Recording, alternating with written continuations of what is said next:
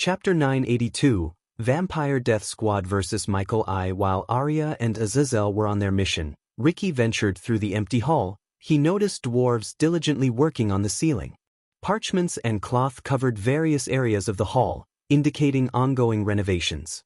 Unexpectedly, in the center of the hall, he came across the members of the Vampire Death Squad, taking a break and engaged in a lively conversation.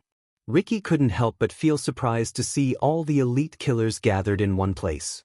Normally, they trained individually in different locations on the floating mountain. However, fate had brought them together in this moment. "Look who's here," chuckled Grey Wolf, the dwarf, teasing Ricky playfully. Ricky waved his hand in acknowledgement, a smile on his face. "When are you going to convince the Dark Lord to build us a tavern, Ricky?" growled Bear, his deep voice resonating through the hall. Ricky contemplated for a moment, considering the suggestion. "A tavern, huh? It may not be at the top of my priority list, but perhaps I can find a way to squeeze it in," Ricky replied with a hint of amusement. Just a couple of years ago, if he had encountered these formidable assassins, he would have been trembling with fear. But after serving the Dark Lord for nearly 3 years, Ricky had grown accustomed to facing formidable beings.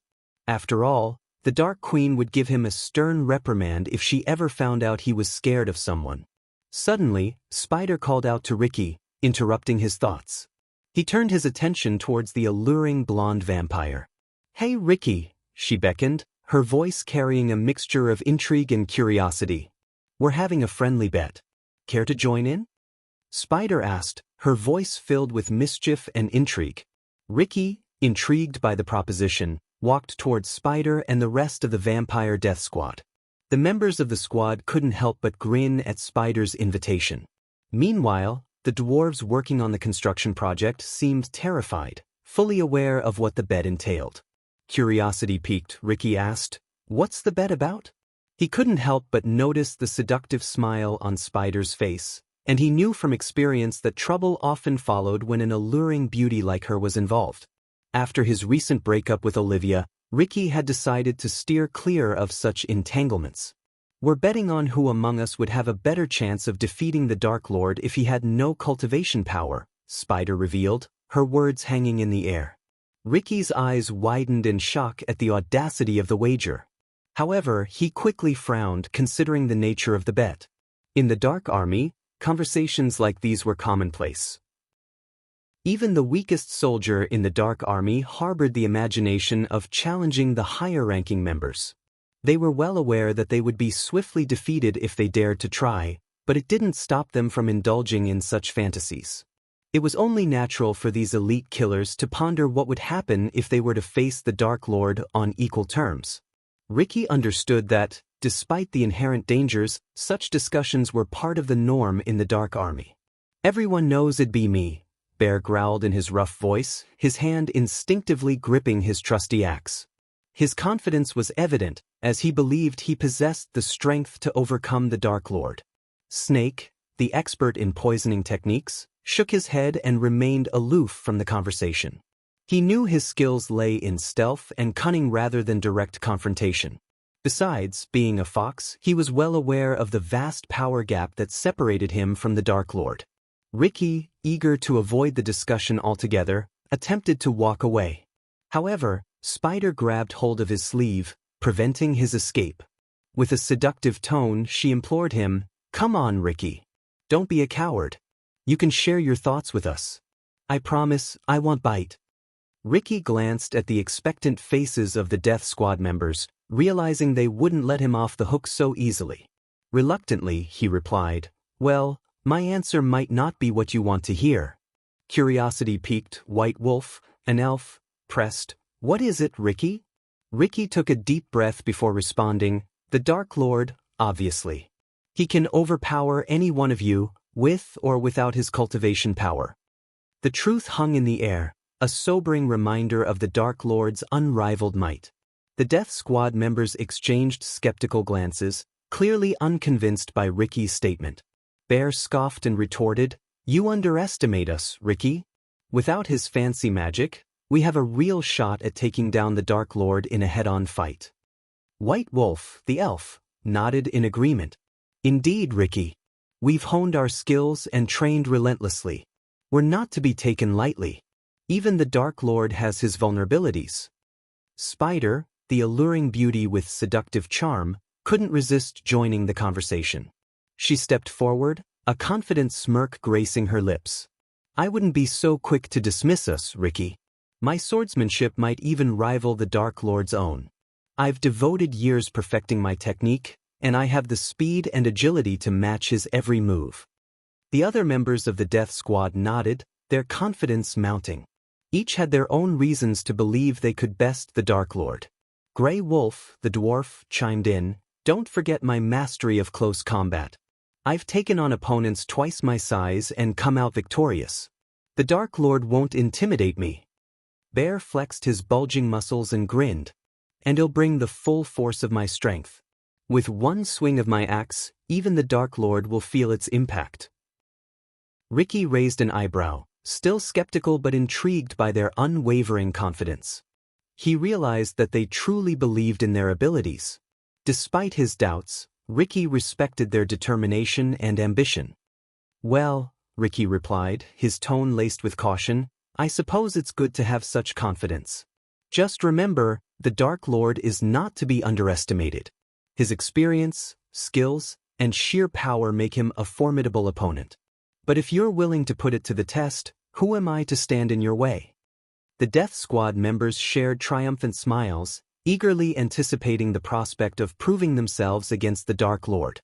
Their conversation took an exciting turn as they began discussing strategies, training regimens, and hypothetical scenarios where they could face the Dark Lord head-on. Meanwhile, Ricky couldn't help but wonder if their boldness was fueled by genuine belief or perhaps a touch of overconfidence. Only time would tell if their aspirations would lead to triumph or humbling defeat. "Why don't we have a friendly duel then?" A calm voice echoed through the hall, catching the attention of the Death Squad members.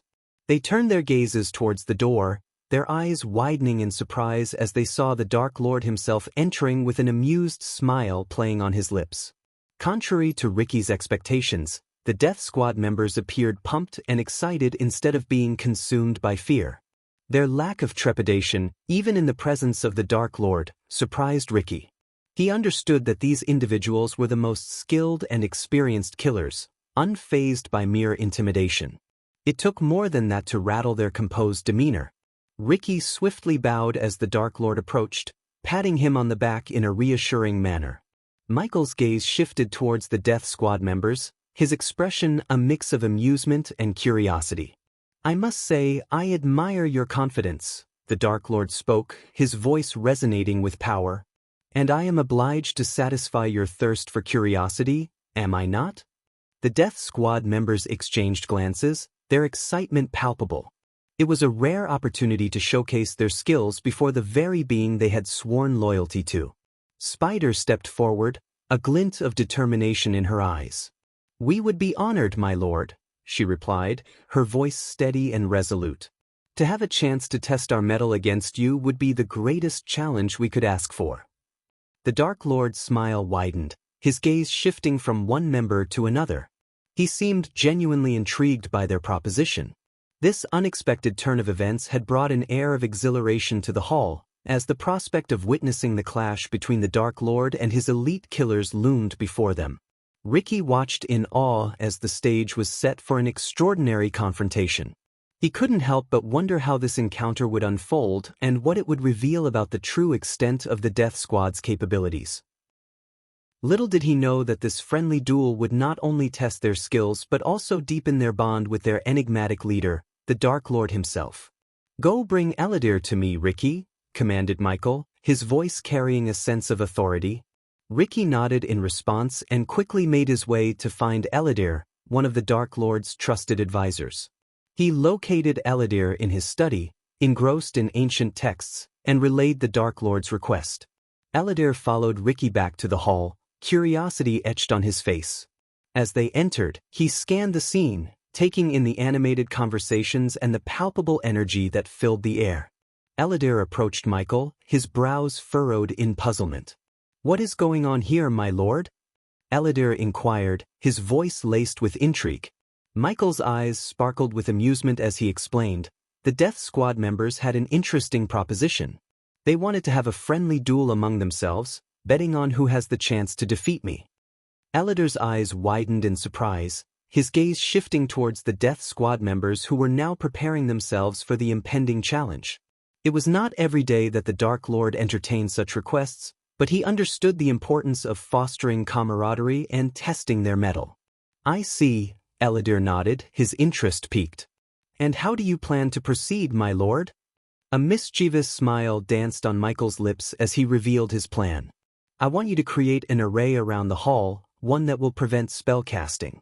This way, they can engage me on fair grounds without relying on magical abilities." Elidar nodded in understanding, acknowledging the fairness of the arrangement. It was crucial for the Death Squad members to have a genuine opportunity to demonstrate their martial prowess without the interference of external forces. "And what about your cultivation, my lord?" Elidar asked, his gaze searching Michael's eyes. Michael's expression turned serious as he replied, "I will suppress my cultivation to the soul refining stage, one stage below their current level, the fusion stage. This will provide them a fair chance to gauge their abilities against mine truly." Elidar nodded in approval, recognizing the significance of Michael's decision. It showcased not only his respect for the Death Squad members but also his desire to push them to their limits, fostering growth and instilling confidence. As the preparations continued and the array took shape, the hall buzzed with anticipation. The Death Squad members, now aware of the magnitude of this opportunity, stood tall, their expressions filled with determination. They were about to engage in a battle that would test their skills, bond them further as a team, and provide them invaluable insights into their own capabilities. As word spread throughout the floating mountain, the sound of hammers and chisels gradually faded away. The dwarves, who had been tirelessly working on the construction, set their tools aside and gathered around the hall. Excitement and curiosity glimmered in their eyes as they joined the growing crowd, eager to witness the impending duel between the Death Squad members and their formidable Dark Lord. Within the hall, Michael stood at the center, a commanding presence that radiated power and confidence. The Death Squad members had taken their respective positions, their eyes fixed on their enigmatic leader. Michael's gaze swept over the assembled crowd, his piercing black eyes resting on each individual momentarily before he removed his sword sheaths. The sound of the sheaths hitting the ground echoed in the silent hall, drawing the attention of everyone present. Michael's dark swords, symbols of his authority and strength, lay discarded on the floor. A murmur of surprise and awe rippled through the onlookers, recognizing the significance of his action. "I will fight without my swords," Michael declared, his voice resonating with a blend of determination and caution. "I don't want to kill you guys accidentally." With deliberate grace, Michael slid off his long, black coat, revealing the toned muscles that lay beneath. He then rolled up the sleeves of his black turtleneck, baring his forearms to the eager eyes of the Death Squad members. The faint sound of his knuckles cracking filled the air as he flexed his fingers, preparing himself for the impending clash. Deep down, Michael understood the significance of this moment. It was not just about asserting his power but also about earning the respect and loyalty of these skilled assassins. He knew that only by surpassing their expectations and demonstrating his unrivaled strength could he establish himself as their rightful leader. Thus, he resolved to push himself to the limits, willing to unleash a force that would leave the Death Squad members in awe, solidifying his reputation as the Dark Lord. Chapter 983, Vampire Death Squad vs. Michael 2, Calm Before the Storm Chapter. "Shall we face you one by one, my lord, or dash?" Spider inquired, her voice filled with anticipation. But before she could finish her sentence, Michael interjected with a playful chuckle. "That would be boring and the fight would be over in a mere moment," he remarked, knowing that individually, none of them stood a chance against him. Spider's eyes gleamed with a deadly mix of excitement and venomous intent. Unlike Saber and the Elder Vampires, who pledged their loyalty to the Dark Lord out of reverence, the Vampire Death Squad had joined his ranks for monetary reasons. Michael saw this as an opportunity to earn their unwavering loyalty through a display of his formidable strength. "Bring forth your best skills," Michael goaded the Death Squad members, a mischievous smile playing on his lips. With that, the battle between the Dark Lord and the Death Squad members commenced. The vampires swiftly closed in, surrounding Michael, their gazes focused and their bodies tense with anticipation. Each member carefully positioned themselves, strategizing their approach. The battle between the Dark Lord and the Death Squad members erupted into a flurry of movement and clashes. The vampires, driven by a mix of determination and desperation, attacked with their chosen weapons, each showcasing their unique skills.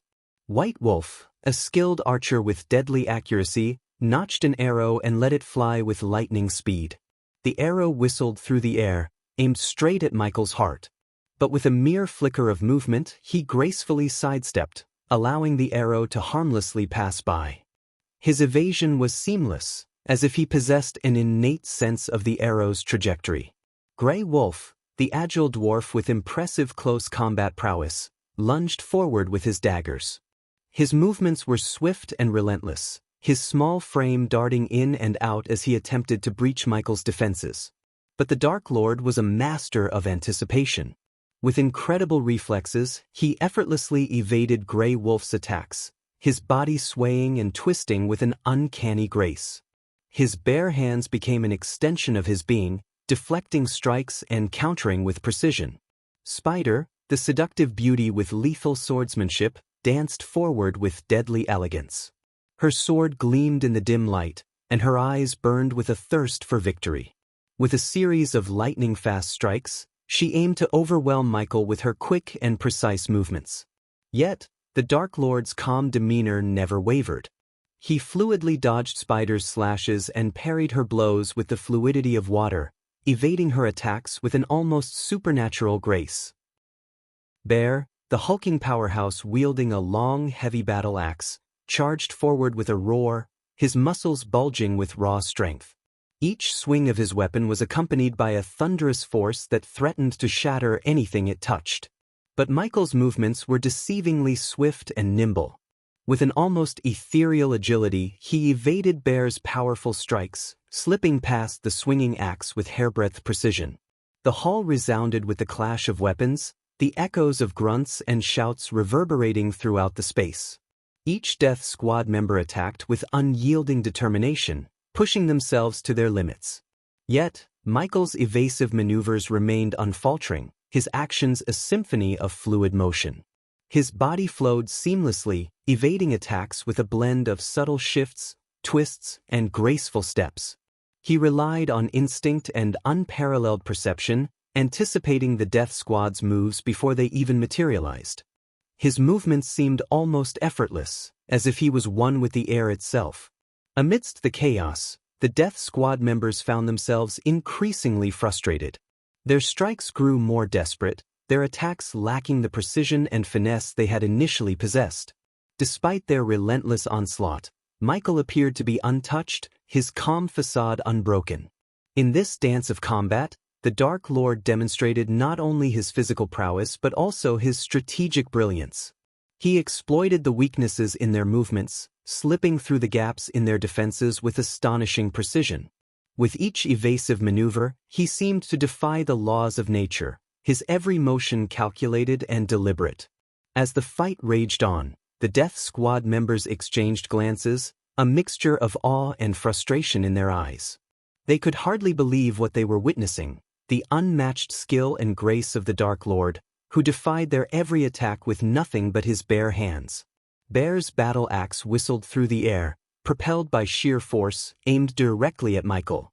But in a display of uncanny agility, the Dark Lord effortlessly sidestepped the swinging arc of the massive weapon.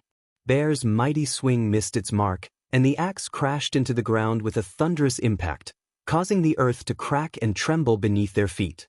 A smirk tugged at the corners of Michael's lips as he evaded Spider's furious sword strikes. With a swift and fluid motion, he maneuvered behind her, his movements like shadows in the night. In a surprising twist, he deftly seized two of Spider's arms, restraining her momentarily. His voice, barely above a whisper, reached her ears, too slow. The momentary distraction allowed the Dark Lord to capitalize on his advantage. With a quick and forceful push, he propelled Spider forward, directing her path toward the towering figure of Bear. Spider stumbled, unable to regain her balance, and crashed into Bear with a resounding thud. The impact sent both of them sprawling to the ground, temporarily incapacitating them. Meanwhile, White Wolf, the skilled archer, took aim with his bow and let loose a flurry of arrows. The projectiles flew through the air with deadly precision, aiming to find their mark in the Dark Lord's heart. But Michael's reflexes were honed to an otherworldly level. With astonishing speed, he snatched the arrows from the air, catching them effortlessly between his fingertips. A smile played upon Michael's face as he twirled the arrows in his hand. In a feat that defied human limits, he swiftly turned the arrows around, positioning them as makeshift melee weapons. With a fluid motion, he wielded them like short sticks, a flickering blur of motion. In an instant, he closed the distance between himself and Grey Wolf, the agile dwarf who fought with relentless determination. With inhuman speed, the Dark Lord swung the arrow sticks in a devastating arc, connecting with precise accuracy. The makeshift weapons collided with Grey Wolf's head, knocking him off balance and sending him stumbling backward, dazed and disoriented. The impact was akin to a giant felling a sapling, the force of the blow reverberating through the hall. The dwarves, gathered in a tight-knit group, observed the breathtaking battle with wide eyes and hushed whispers. Their comments, filled with astonishment and a touch of dark humor, focused on the appearances of those involved. By the fiery forge, that one with the arrows, he's like a skilled marksman. Can't believe the Dark Lord caught em so effortlessly, exclaimed the dwarf with a bushy red beard, pointing at the archer in awe. Aye, and look at the Dark Lord there, swift as a mountain cat, dodging spiders' strikes with ease, remarked the stout dwarf with a braided beard, his eyes sparkling with amazement. Did you see that? The Dark Lord grabbed hold of Spider's arms like she was naught but a fly in his web. Too slow indeed, chuckled the dwarf with a wild mop of hair, shaking his head in disbelief. The sound of hearty laughter echoed from the dwarves as they watched the Dark Lord wield the arrow like a makeshift weapon, landing a solid blow on the head of the dwarf warrior. It was a mix of astonishment and amusement, their voices carrying a sense of camaraderie in witnessing such unexpected antics. Look at that! The Dark Lord just knocked that Grey Wolf down like a pup with a toy. Never thought I'd see such a sight, chuckled the dwarf with a massive beard, his laughter rumbling like distant thunder. Hell, look at that! The Dark Lord's given Grey Wolf a proper knock on the noggin with that arrow. I never thought I'd see the day, chuckled another dwarf. I reckon even the vampires must be wonderin' what sort of opponent they've gotten themselves mixed up with. The Dark Lord's got 'em runnin' in circles, added a grey-beard dwarf, a smirk playing on his lips. Who'd have thought the Dark Lord had such moves? He's like a dancer, swaying and spinning through the fight, murmured the dwarf with a braided beard, a mix of awe and amusement in his voice. The dwarves continued to watch, their eyes glued to the mesmerizing spectacle unfolding before them. Their comments, mingled with the sounds of battle, reflected their astonishment and admiration for the Dark Lord's prowess and the relentless assault of the Vampire Death Squad. He's like a whirlwind, that Dark Lord. The vampires can't keep up. Did you see how he cunningly pushed Spider into Bear's path? A true master of strategy. I never thought I'd say this, but am actually root-in for the Dark Lord. Who would have guessed? Their voices rose and fell in a symphony of astonishment and camaraderie, their commentary a testament to the mesmerizing spectacle that unfolded before their eyes.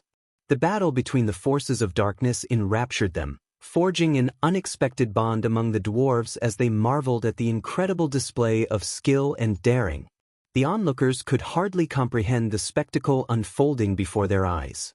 The Dark Lord's agility, precision, and supernatural speed left them awestruck. The fight continued, a mesmerizing display of skill and power as Michael evaded, countered, and controlled the battlefield. The Vampire Death Squad, momentarily catching their breath, formed a huddle, their faces etched with determination. The battle had reached a critical juncture, and they needed to reassess their strategy to gain an edge against the formidable Dark Lord.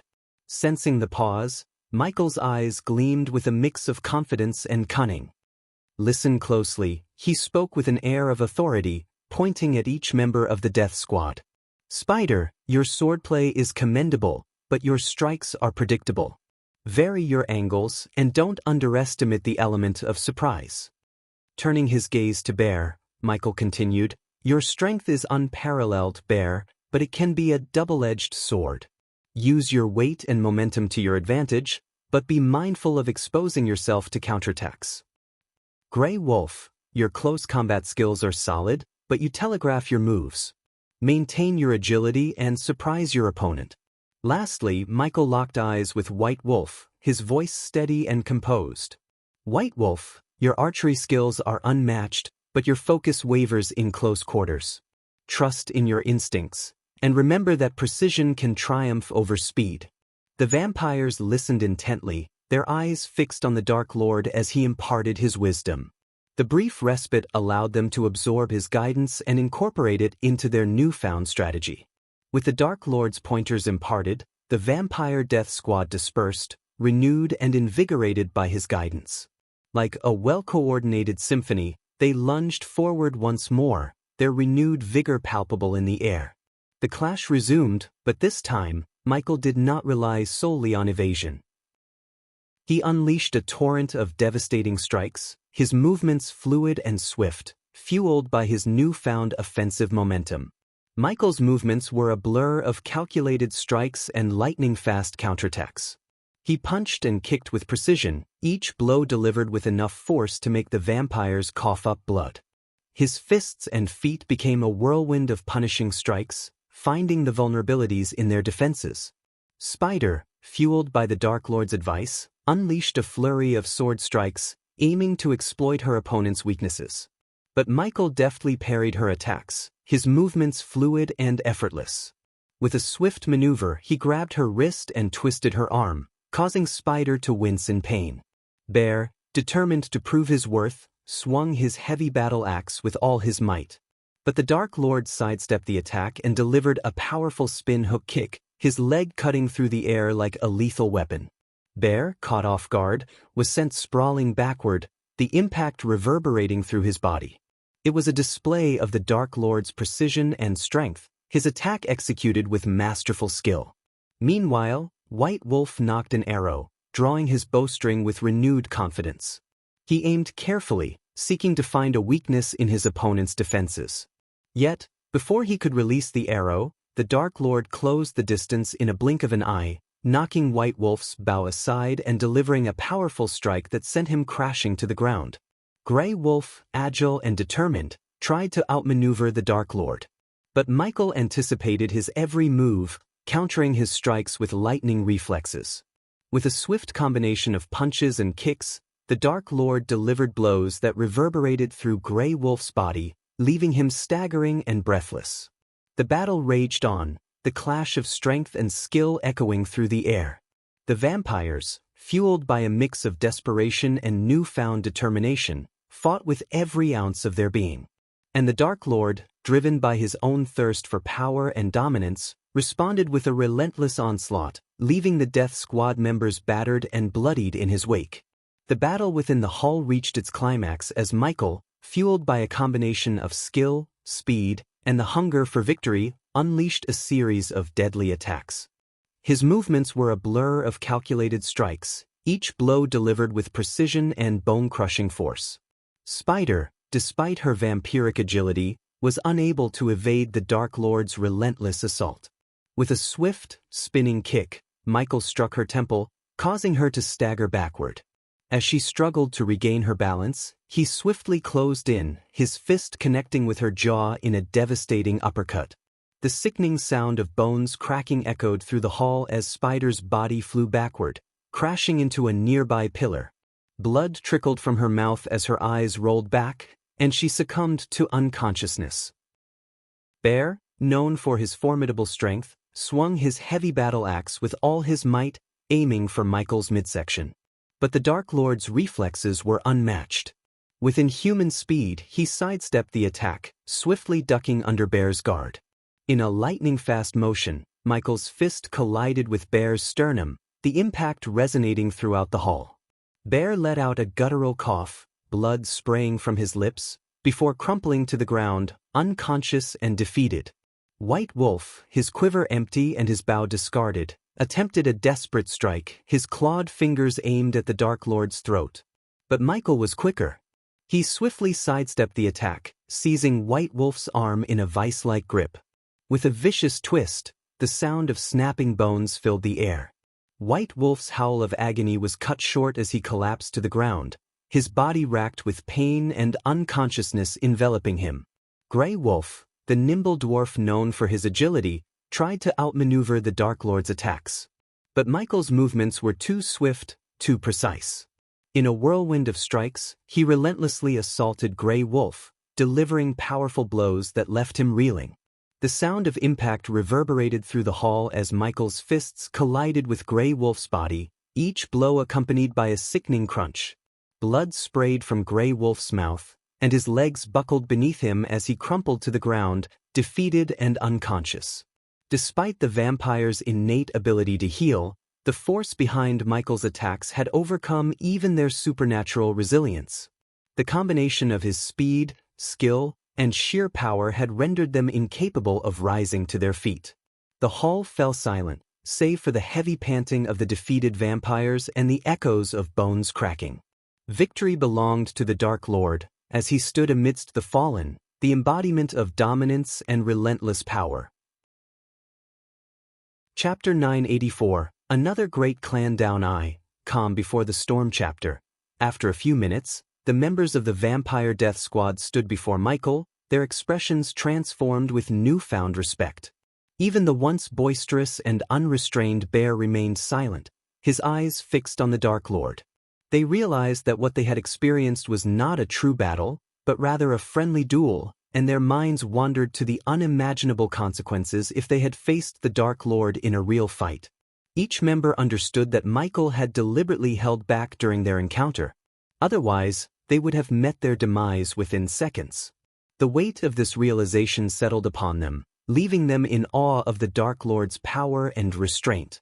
Michael's gaze shifted across the members of the Vampire Death Squad, his voice carrying a tone of encouragement. "Do not be disheartened by this defeat," he began, his words resonating with conviction. "In fact, it is through more training and real-life battles that you can truly become perfect killing machines. Remember, strength is not solely measured by victory, but by the determination to improve." A brief pause hung in the air before Michael continued, his eyes gleaming with a sense of purpose. "After my wedding with Gaia, I will dedicate more time to your training. I will help you unlock your full potential and hone your skills to perfection. Together, we will become a force to be reckoned with." He then offered a word of caution, his voice filled with wisdom. "However, let me remind you that overconfidence can be a deadly flaw. Never allow your confidence to blind you. Stay vigilant, stay focused, and channel your strength with precision." The members of the Vampire Death Squad stood silently, their nods expressing their understanding and gratitude for the Dark Lord's guidance. They knew that under his tutelage, they had the opportunity to transcend their current limitations and become formidable warriors. Saber hovered in the sky above the kingdom of Dalgarum, his gaze fixed upon the sprawling headquarters of the Han Torum clan. The clan's stronghold, nestled in the heart of Ar, boasted an impressive dwarven architecture.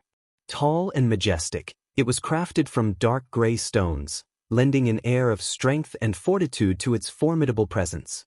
As nightfall approached, Saber patiently awaited his moment to infiltrate the clan. The dwarves, though lacking in cultivation power compared to other races, compensated for it with their mastery of unique and deadly weapons. The dwarf guards patrolled the clan, their watchful eyes scanning for any signs of intrusion. Hidden from their sight, Saber surveyed the scene from above, taking note of the various weapons carefully positioned around the clan. Each weapon exuded an aura of power and danger, a testament to the dwarves' expertise in forging formidable tools of combat. While Saber possessed the power to swiftly eliminate the dwarf guards and their deadly weapons if given the order, his current mission demanded a different approach. He had been tasked by the Dark Lord to infiltrate the Han Torum clan, reaching the clan heads with a crucial ultimatum. Their fate hung in the balance, for they had just 4 days to make a difficult choice: dismantle their revered clan or face the wrath of the Dark Lord. Saber's objective extended beyond mere destruction. He was to ensure that the clan leaders chose the path of dismantlement, allowing the Dark Lord to recruit the talented dwarves within their ranks secretly. His loyalty bound him to these orders, and he understood the larger strategic implications of such a move. Saber's mission was not solely about sowing chaos and leaving behind a trail of corpses, but rather to manipulate the clan's destiny to align with the Dark Lord's grand designs. As the dwarves continued their patrol around the majestic, dark gray stone-clad clan building, their conversation took a turn towards recent events. The destruction of the Guardian Guild by the Dark Lord became the topic of their discussion, and laughter filled the air. "Did you hear about the Alpha Guardians?" chuckled one dwarf, shaking his head in disbelief. They were supposed to be the epitome of strength, but they didn't stand a chance against the Dark Lord. "Yeah, it's hilarious." Another dwarf joined in, his voice brimming with amusement.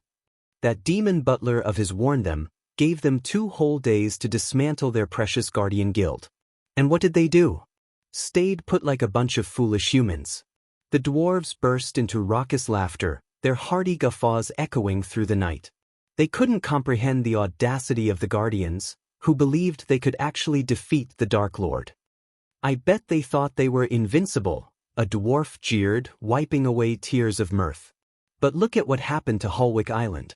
The Dark Lord's spells shattered it into pieces and sent it sinking to the depths.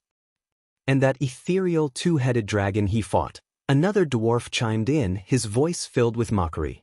"They probably thought it was their savior, but the Dark Lord proved them wrong. He slayed it with ease." The dwarves continued their patrol, relishing in their laughter and the perceived superiority they felt over the fallen guardians. Their taunting remarks painted a picture of arrogance and disdain for those who dared challenge the might of the Dark Lord. As the dwarves reveled in their laughter and mockery, their amusement seemed boundless. Their jokes and banter flowed freely, further fueling their sense of superiority. "Those guardians, I tell ya, they must have rocks for brains," chuckled one dwarf, slapping his knee. "Who in their right mind challenges the Dark Lord and thinks they'll come out on top?" "Ah, humans," another dwarf chimed in, shaking his head in mock pity. "They always think strength in numbers will save them. But little do they realize, it just gives the Dark Lord more targets to crush." Laughter erupted once again, accompanied by a chorus of jests and jibes. "They're like ants marching to their own demise," a dwarf exclaimed, a mischievous glint in his eye. "Instead of using their brains to escape, they gather their little army for the Dark Lord's entertainment." "And what's with their so-called intelligence?" quipped another dwarf, feigning confusion. "They claim to be the smartest race, but when it comes to facing the Dark Lord, they're nothing more than bumbling fools." The dwarves shared boisterous laughter, their voices blending in a symphony of amusement. They reveled in their perceived intellectual superiority over the humans, mocking their choices and decisions. They thought they could defeat the Dark Lord. One dwarf exclaimed between fits of laughter. But instead, they became fodder for his power. "It's almost too easy." The jovial banter continued, the dwarves relishing in their own wit and humor, unaware of the looming ultimatum the Dark Lord had sent them to deliver. Saber, perched high above the dwarven clan, carefully observed the patterns of their patrols. He analyzed their routes, noting the areas they frequented and the blind spots they might overlook. It was essential for him to find a gap in their vigilance that would allow him to infiltrate the clan undetected. As his sharp eyes scanned the dwarves below, he discovered a blind spot in their patrol route, a narrow alley tucked between 2 towering structures. It was a secluded path, hidden from direct view, where the dwarves seldom ventured. Saber realized that this blind spot would be his key to accessing the clan building without raising the guard's suspicions. With stealth and precision, Saber descended from his hidden vantage point and glided towards the designated blind spot. The narrow alley was shrouded in darkness, providing the perfect cover for his clandestine entry.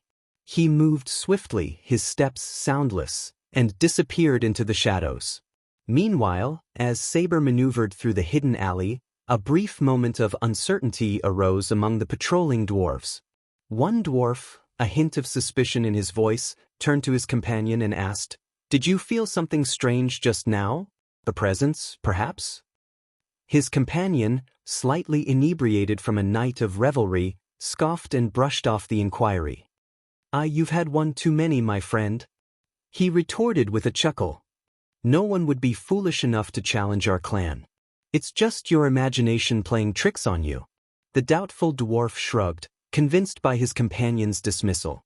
They continued their patrol, unaware that a skilled infiltrator had slipped past them and was now lurking within the heart of their clan.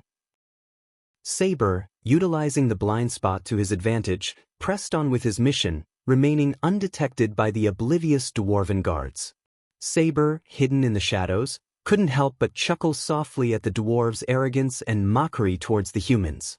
"Oh, my dear dwarves," he whispered to himself, "you call them foolish while you struggle to perform your own duties with precision." Inside the majestic clan building, the atmosphere was a testament to the dwarves' meticulous craftsmanship. Elaborate stone arches adorned the corridors, leading to grand halls adorned with intricate carvings and elegant tapestries. Saber's eyes gleamed with a mix of admiration and determination as he navigated through the labyrinthine structure. His ultimate destination was the power room, the heart of the clan's operations. The dwarves had devised intricate mechanisms powered by the stored energy they absorbed from the sun through specialized grids. Saber knew that by cutting off this source of power, he could plunge the clan into darkness, effectively creating the cover he needed to locate the clan heads. Moving silently and blending seamlessly with the dark corners, Saber made his way through the bustling corridors. The dwarves carried on with their daily routines, unaware of the shadowy figure weaving through their midst. Guards stood watch at strategic points, their eyes scanning for any signs of intrusion, but Saber's supernatural grace and stealth rendered him virtually invisible. Following his mental map of the clan's layout, Saber took advantage of hidden passages and secret stairwells, bypassing guard stations without a hint of detection. The air hummed with the energy of the dwarves' industriousness, yet Saber's presence remained concealed as he drew closer to his destination. Finally, after traversing a series of dimly lit corridors and descending a spiraling staircase, Saber reached the power room. The room was bathed in an eerie glow emanating from the intricate machinery and arrays of energy cells. With deliberate precision, he assessed the mechanisms and identified the crucial power source that needed to be severed. As Saber opened the door to the power room, he was greeted by a sight that left the dwarves inside utterly shocked. Their eyes widened in disbelief, and their voices caught in their throats as they beheld the unexpected intruder standing before them. "By the beards of our ancestors," one dwarf exclaimed, his voice tinged with fear and surprise. "What in hell is going on?" another dwarf stammered, struggling to comprehend the sudden intrusion. However, before they could gather their wits or raise the alarm, Saber sprang into action with inhuman speed and precision. With lightning-fast strikes, he incapacitated each dwarf, rendering them unconscious with swift and powerful blows. The room was filled with the thud of bodies hitting the floor, their futile attempts at resistance halted by the superior prowess of the elder vampire. The dwarves, known for their resilience and tenacity, stood no chance against Saber's supernatural abilities. His movements were a blur of speed and grace as he swiftly neutralized each dwarf with calculated strikes. The clash of his strikes against their bodies reverberated through the room, echoing the dominance of the intruder. Within moments, the power room fell into an eerie silence, disrupted only by the unconscious forms of the dwarves strewn across the floor. Saber stood amidst them, his chest rising and falling with controlled breaths, his eyes scanning the room for any signs of further disturbance. As Saber surveyed the power room, his gaze fell upon the intricate mechanism that powered the entire clan building. Golden tablets adorned the contraption, their engraved runes pulsating with energy. He knew that disabling this mechanism would not only plunge the room into darkness but also cut off the power supply to the entire building. With a resolute expression, Saber approached the mechanism, his movements graceful yet purposeful. He studied the interlocking gears, the delicate wiring, and the intricate channels that carried the energy.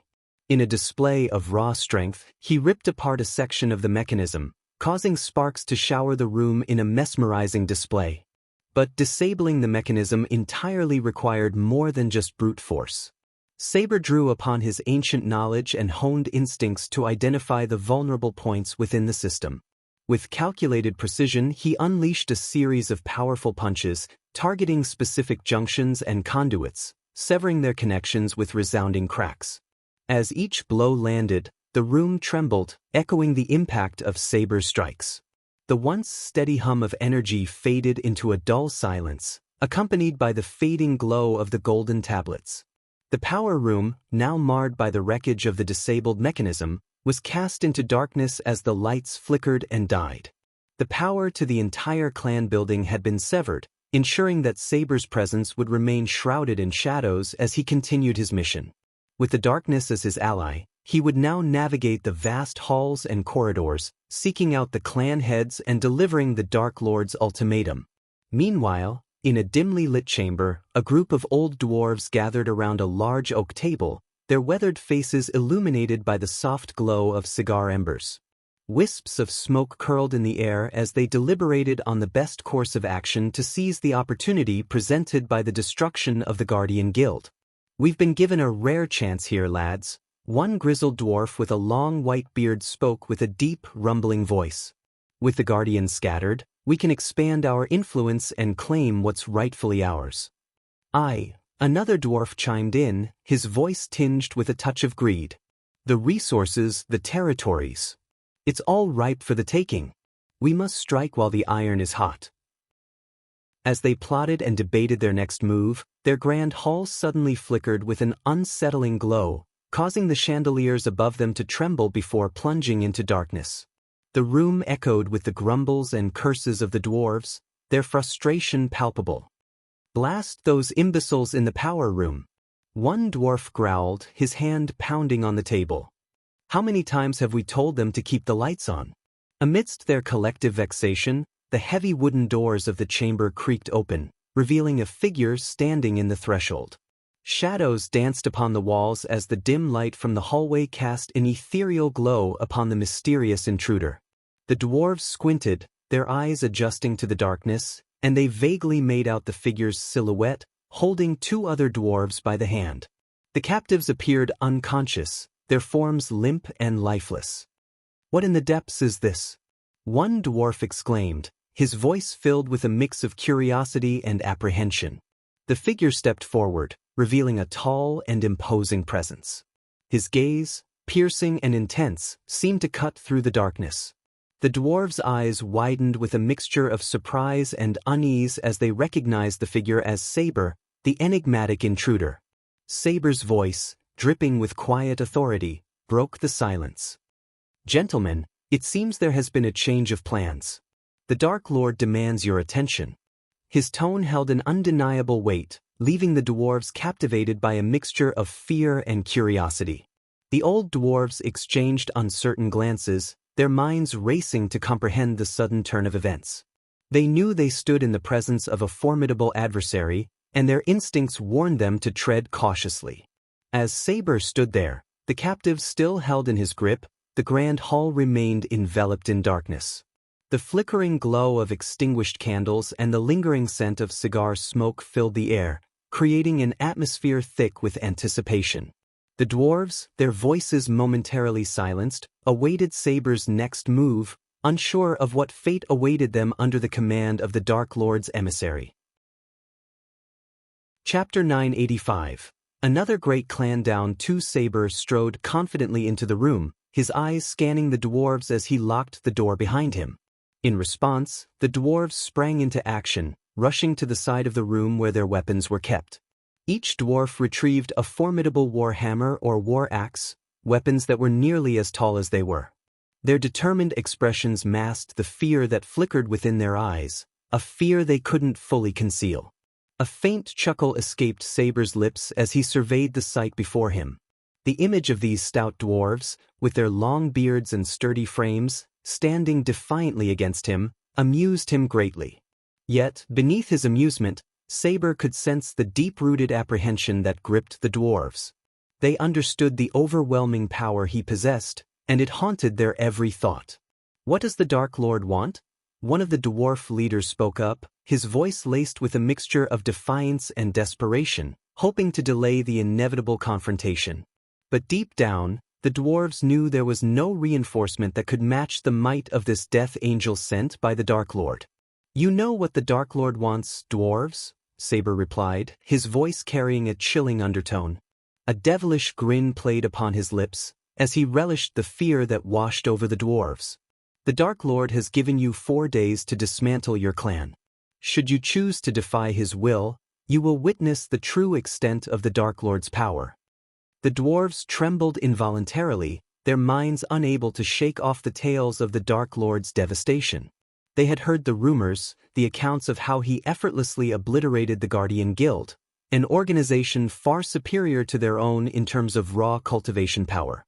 The dwarves had established their clan with the sole purpose of toppling the Elven Empress and her empire, never intending to engage the Dark Lord directly.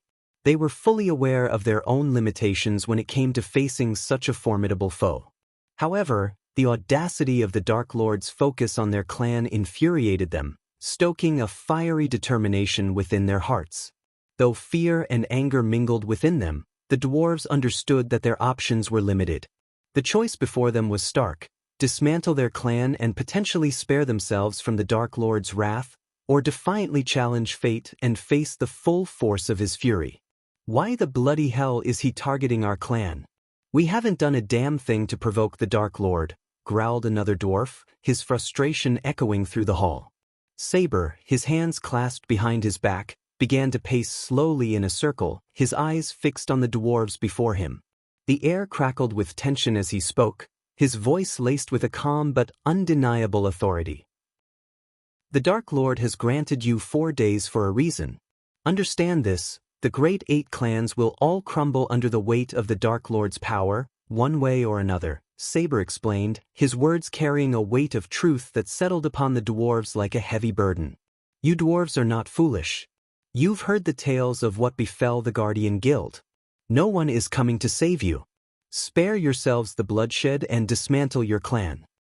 A silent understanding passed between the dwarves, their gazes meeting and reflecting the fear that simmered within each of them. They knew that survival and the opportunity to plot the downfall of the Elven Empire were of paramount importance. To foolishly face the wrath of the Dark Lord would be to seal their own demise. "Is the Dark Lord targeting Gondolin as well?"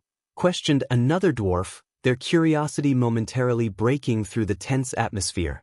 The dwarves' deep-rooted animosity towards the Elven Empire burned brightly, even in the face of their current predicament. "He is," Saber replied, his voice tinged with a hint of indifference. "But your primary concern should be your own fate, dwarves. The Dark Lord merely wishes for the dismantling of your clan. He won't impede your pursuit of vengeance against the elves. His aim is to eradicate the great 8 clans altogether." A contemplative silence settled over the room as the dwarves absorbed Saber's words. Their minds churned with thoughts of the looming threat, their hatred for the Elven Empire intertwined with the knowledge that the Dark Lord's power was not to be underestimated. "The Dark Lord may think he's invincible, but mark my words, lad, he cannot win against the Sky Hall," spoke the oldest dwarf, his voice carrying a sense of wisdom acquired over countless years. Saber's laughter echoed through the hall, a sound filled with amusement and something far colder. Where was the Sky Hall when the Dark Lord decimated the Guardian Guild? If you expect the Sky Hall to come to your aid, you'll be sorely disappointed. Besides, his tone turned solemn, his words laden with an air of finality, the Dark Lord has already won. This is just maintenance. A mix of resignation and defiance flickered in the dwarves' eyes as they grappled with the harsh reality of their situation. The weight of their decision pressed heavily upon them as they contemplated whether to dismantle their cherished clan or risk annihilation at the hands of the Dark Lord. The room fell into a heavy silence, broken only by the distant echoes of their own thoughts as they wrestled with the dire choices that lay before them. "Can we trust the Dark Lord's word that he won't attack us once we dismantle the clan?" questioned the oldest dwarf, resignation etched into his weathered face. It seemed there was no escape from their current predicament. Saber's gaze remained steady as he locked eyes with the aged dwarf, his voice calm but laced with an underlying intensity. The Dark Lord is not one to break his word, dwarf. If he desired your destruction, it would have already been swift and merciless. Coming to a halt, Saber regarded the dwarves before him, their expressions a mix of trepidation and begrudging acceptance. The atmosphere in the room grew heavy as they contemplated their options and the inevitable sacrifices they would have to make. The Dark Lord has another request, dwarves, Saber continued, his voice carrying a note of calculation. He seeks access to the abundant mines and metal reserves you possess. He requires the necessary metals to forge armor for his growing army. I know that this proposition may appear burdensome, but consider it a small price to pay in the grand scheme of things.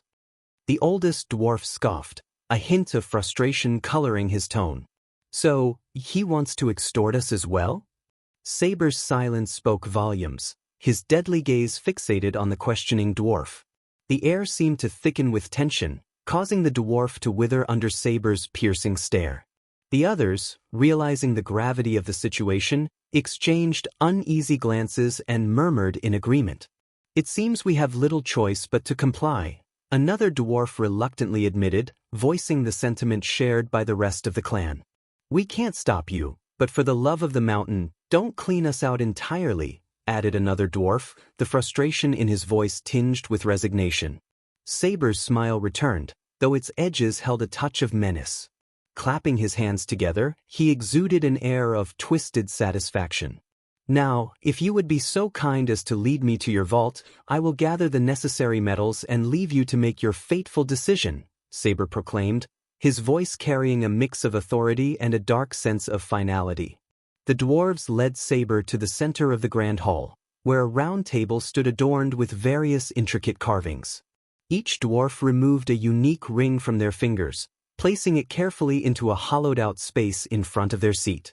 As the rings settled into their designated places, a brilliant glow emitted from each one, casting a radiant light across the room.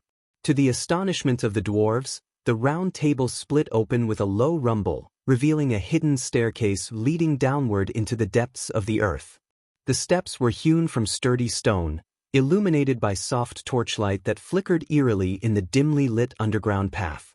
With trepidation mingling with a glimmer of hope, the dwarves embarked on the descent, Saber following closely behind. His presence brought a modicum of reassurance as he spoke in a steady voice, attempting to calm their anxieties. Fear not, dwarves.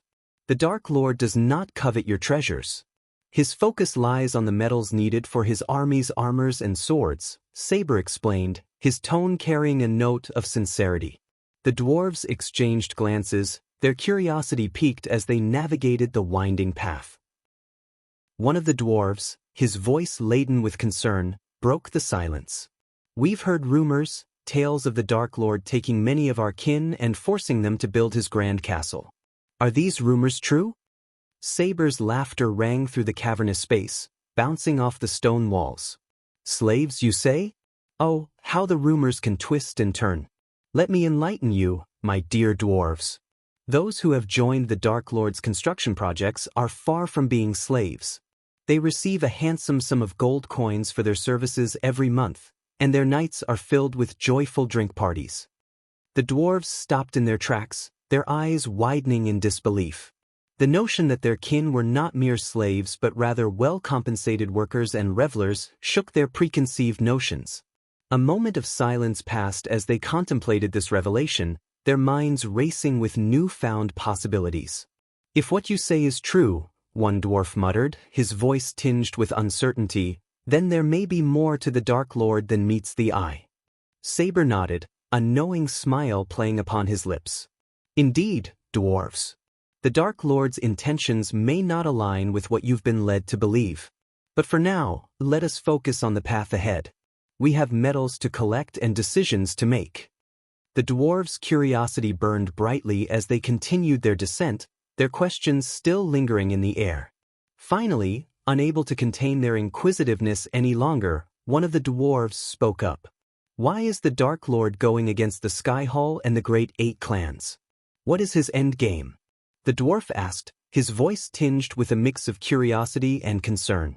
Saber, his eyes gleaming with a hint of understanding, turned to face the dwarf. The Dark Lord is not so different from you dwarves, seeking revenge against the elves who stripped you of your cultivation power, he answered. It was the Skyhall and the Great Eight clans who instigated the conflict with the Dark Lord. He is merely defending himself and seeking justice. The dwarves exchanged knowing glances, a flicker of recognition dancing in their eyes. They had long carried the weight of their grievances against the elves, their desire for retribution simmering within their hearts. The revelation that the Dark Lord shared a similar motivation resonated with them on a deep level. Their descent through the underground path came to an end as they reached a massive iron vault, standing tall and imposing before them. The dwarves approached it with reverence, their hands moving in a rhythmic pattern as they tapped on the door. With each tap, the vault responded, its mechanisms whirring and clanking until, at last, it swung open with a mighty creak. The sight that met their eyes was nothing short of breathtaking. The vault revealed its hidden treasures, glistening in the dim light. Gold and silver coins, precious gems, and magnificent artifacts adorned the shelves and gleamed from within ornate chests. The glimmer of the treasures cast a mesmerizing light upon Saber's face, illuminating the longing and determination etched upon his features.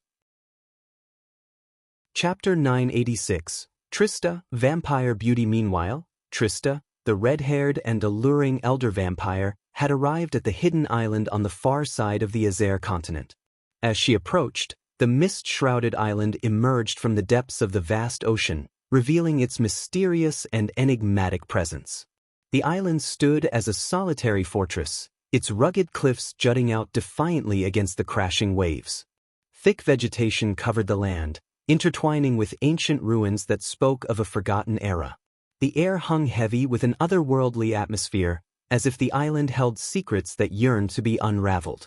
Above the island, a couple of airships floated and hovered, their sails adorned with the golden insignia of the Guardian Guild, a bold G that symbolized protection and order. Trista's lips curled into a mocking smirk as she observed the oblivious guardians aboard the airships, unaware of the fate that had befallen their once revered guild. Little do they know, Trista snickered to herself, her voice filled with derision. Their precious Guardian Guild is no more. Soon, they shall join their fallen comrades in the realm of the dead. With a graceful motion, Trista took to the air, effortlessly soaring above the island without the need for wings. Her eyes scanned the landscape below, alert for any potential dangers that might lie in wait. As she flew, Trista's keen senses detected a gathering of guardians near a group of miners. Intrigued, she descended closer, her crimson gaze fixated on the conversation unfolding among the guardians on the hovering ship. "I can't wait to return home," said a tall, muscular guardian with a scruffy beard, his armor gleaming in the sunlight. "This waiting game is getting boring. We need some action." A younger guardian, donning a sleek silver armor, nodded in agreement. "I heard rumors that the higher-ups are hiding something from us. And did you hear about the miner who killed himself? It's all because of this strange energy deposit they want us to unearth. It's driving people mad." Trista listened intently, her interest piqued. The mention of a powerful energy deposit and its effect on the miners intrigued her. The guardians themselves were unaware of the true nature of the task they had been assigned. With her crimson lips curling into a sly smile, Trista decided to delve deeper into this mystery. The unsuspecting guardians had unwittingly provided her with valuable information, and she intended to make the most of it.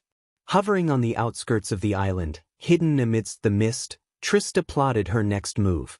She knew that the strongest guardian on the island was merely at the soul refining stage, a stage below her own cultivation level, the fusion stage. This knowledge only fueled her confidence, knowing that she held a significant advantage. Trista's sudden landing on the deck sent shockwaves of panic and chaos through the unsuspecting guardians. Startled by her unexpected presence, they stumbled back, their eyes wide with disbelief and fear. The air crackled with tension as they beheld the seductive smile playing upon her lips, her eyes glistening with a cold, deadly intent. "Hello, boys," Trista greeted them, her voice laced with a hint of amusement. As her lips curled back, revealing her fangs, a collective gasp escaped the guardians. "Vampire, They whispered, their voices filled with both dread and awe. With a sly smile, Trista reassured them, her tone dripping with wicked charm. "Fear not, my dear guardians. I promise to make your deaths as painless as possible." The guardians hesitated, caught between the realization of facing a formidable opponent and the reluctance to surrender without a fight. Before they could come to a decision, Trista sprang into action, her movements a blur of grace and lethal precision. She descended upon them with a frenzy of unleashed power, tearing through their defenses like a predator unleashed upon its prey. Blood splattered across the deck as she rent apart their feeble resistance, each strike a symphony of destruction. Necks snapped with bone-chilling finality, their bodies crumpling lifelessly in her wake. The deck became a macabre tableau of carnage, strewn with the broken forms of once proud guardians. Trista stood amidst the wreckage, her red hair tumbling around her, drenched in the blood of her fallen foes. Her eyes gleamed with a mixture of triumph and hunger, her fangs stained crimson. Silence descended upon the deck, punctuated only by the soft lapping of waves against the airship. The guardians, who had dared to challenge the darkness, now lay defeated, their hopes shattered and their lives extinguished. As Trista reveled in her victory, her smile vanished abruptly when a slight pain seared through her shoulder. An arrow had found its mark, penetrating her flesh. The wound did not deter her, but it ignited a cold fury within her. Slowly turning, Trista fixed her gaze upon the guardian who had managed to escape her initial onslaught. The sheer intensity of her killing intent radiated from her eyes, causing a wave of terror to wash over the guardian. His hands trembled as he notched another arrow, infused with golden arch energy. Desperation fueled his actions as he unleashed the arrow, hoping to halt the relentless vampire. But Trista was far from an easy prey. With lightning-quick reflexes, she snatched the arrow out of the air, her grip tightening around the shaft until it splintered in her grasp. A feral grin spread across Trista's face as she bared her fangs, a chilling display of her predatory nature. Without hesitation, she launched herself at the guardian with an unmatched speed, her movements blurred in a flurry of deadly grace. Seizing him by the throat, Trista sank her fangs deep into the exposed flesh of the guardian's neck. A surge of energy coursed through her as she fed upon his life force. With each passing second, the guardian's youth seemed to drain away, his once vibrant body withering into a desiccated husk. In a matter of mere moments, the guardian's life force was extinguished, leaving nothing but a mummified corpse in Trista's grasp. She released her grip, letting the lifeless form crumple to the deck, its vitality sucked dry. Trista wiped the remnants of blood from her lips, her eyes gleaming with a mix of satisfaction and hunger.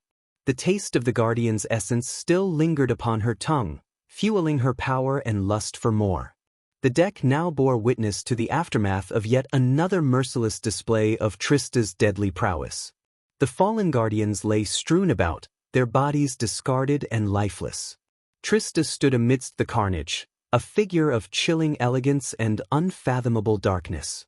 She surveyed her surroundings, her red hair cascading around her like a curtain of blood, as the mist-swathed island whispered secrets yet to be uncovered. Trista's wound on her shoulder mended itself with supernatural speed, a testament to her superior vampiric regeneration. As her body swiftly recovered, she ascended into the air, hovering above the hovering airship, her red hair billowing around her like flames in the wind. With a wave of her hand, she cast an ancient spell, its name lost to time, but its power unmistakable. A crimson mist rose from the fallen guardians, their lifeblood summoned by Trista's dark sorcery. The blood floated through the air, swirling and dancing as if guided by an invisible hand. It wove intricate patterns, like an ethereal tapestry, and enveloped the giant warship below. The vessel became ensconced in a cloak of pulsating red, the blood wrapping around it like a macabre shroud. Trista's gaze turned downwards, her eyes piercing through the mist to behold the guardians on the island below. Their expressions shifted from shock to pure terror as they witnessed the blood-covered ship and the enigmatic figure floating above. Their minds raced, trying to comprehend the supernatural spectacle before them, but their fear overwhelmed any rational thought. With a mere flick of her wrist, Trista exercised her control over the blood that encased the ship. The crimson threads tightened their grip, constricting and twisting. The vessel, now transformed into a horrifying harbinger of doom, broke free from its moorings and hurtled through the air like a meteor descending from the heavens. The sight was both mesmerizing and horrifying. The ship, streaked in vivid crimson, bore down upon the island, its trajectory unstoppable. Guardians scattered in panic, their futile attempts to flee crushed by the impending cataclysm. The earth shook beneath their feet as the vessel crashed into the island, a cataclysmic collision that rent the air with a thunderous roar. The impact unleashed an inferno of destruction, splintering the once tranquil island into a landscape of chaos.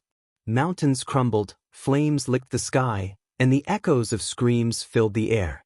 The Guardians, who had dared to defy the darkness, were now victims of their own hubris, their lives extinguished in a devastating display of otherworldly power. Trista's lips curled into a sinister smile as she surveyed the aftermath of destruction. "The Dark Lord will be pleased," she murmured, her voice dripping with satisfaction, "to learn that these Guardians have met their demise."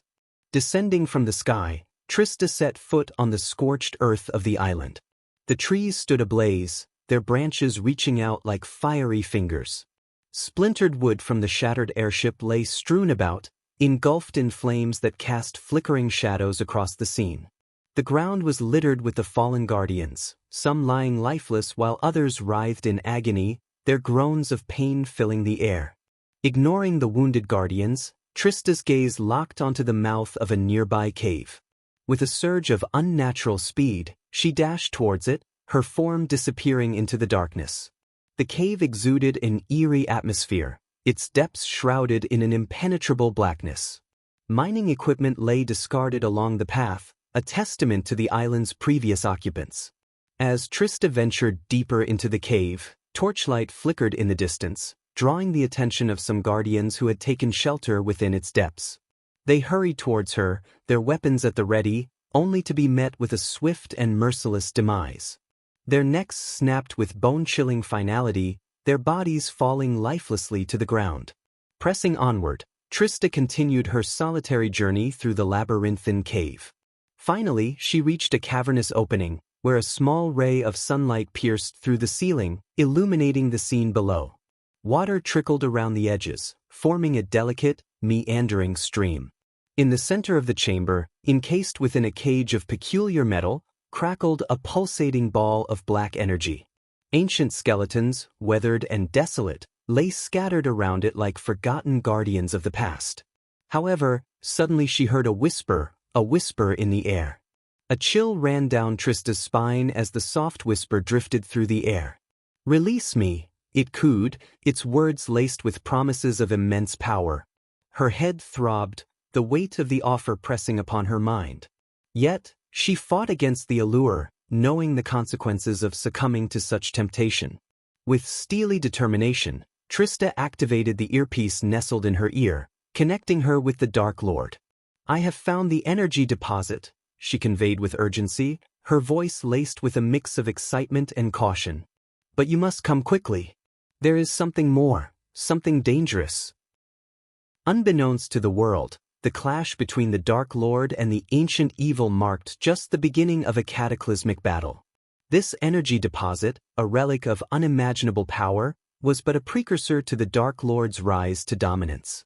However, little did he know that this ancient evil, born from the depths of time, had slumbered long before even the gods and omegas existed. As these dark forces collided, the world stood on the precipice of a new era, where the fate of all living beings would be shaped by the conflict between two unstoppable forces of darkness. Chapter 987. Michael joins the ancient Dark Queen. An hour later, Michael arrived at the cave, drawn by Trista's urgent call. As he stepped into the dimly lit cavern, a sense of foreboding washed over him, for the atmosphere was heavy with an overwhelming presence of dark energy. His eyes widened in surprise as he realized the magnitude of the evil lurking within the cave. "Trista," Michael said, his voice laced with a mixture of admiration and concern. "You have done well. It is time for you to leave this place." Trista, her red hair slightly disheveled and her eyes still gleaming with the remnants of her earlier bloodlust, nodded in acknowledgement. She understood the gravity of the situation and trusted Michael's judgment. Reluctantly, she turned and made her way toward the cave's entrance, leaving Michael to face the ancient evil alone. As Trista departed, Michael's presence seemed to repel the malevolent energy that permeated the air. It was as if he possessed an innate immunity to the darkness that filled the cave. Though he could feel its weight pressing upon him, his resolve remained unyielding. With a steady gaze, Michael took a step forward, ready to confront the ancient evil that dwelled within. The lattice whispering voice, now colder and filled with anger, resonated through the cave. "Break the iron shield and release me," it demanded, its tone laced with a sense of urgency and menace. "Or face the consequences." Michael, undeterred by the threatening voice, scoffed and let out a mocking chuckle. "You cannot threaten nor tempt me," he declared, his voice firm and unwavering. "I know of your origins, and how could you call yourself a queen when you are scattered and caged like this?" The voice grew more furious, echoing with a mixture of rage and frustration. "You puny human. You have no idea who you are talking to. I am the queen of all." Michael remained resolute, his eyes gleaming with a hint of defiance. "Your claims of power may have been true in the distant past, but now you are nothing more than a shadow of your former self. Your time has passed, and you shall remain sealed within this cage." To Michael's surprise, standing before him were the remnants of Mugashuka's master and the self-proclaimed ancient being known as the Queen. During his travels through different universes, he had come across tales of the Queen, a threat that loomed over all existence. However, Michael had chosen to disregard her, for her soul had been fragmented and scattered across countless dimensions. Though her forces tirelessly sought to reunite her soul fragments and restore her power, it would take many years. Michael had more immediate concerns to attend to, and he knew he lacked the strength to face even one of the Queen's generals, let alone the Queen herself. Finding himself alone with this remnant of the Queen, Michael saw an opportunity to manipulate the situation to his advantage.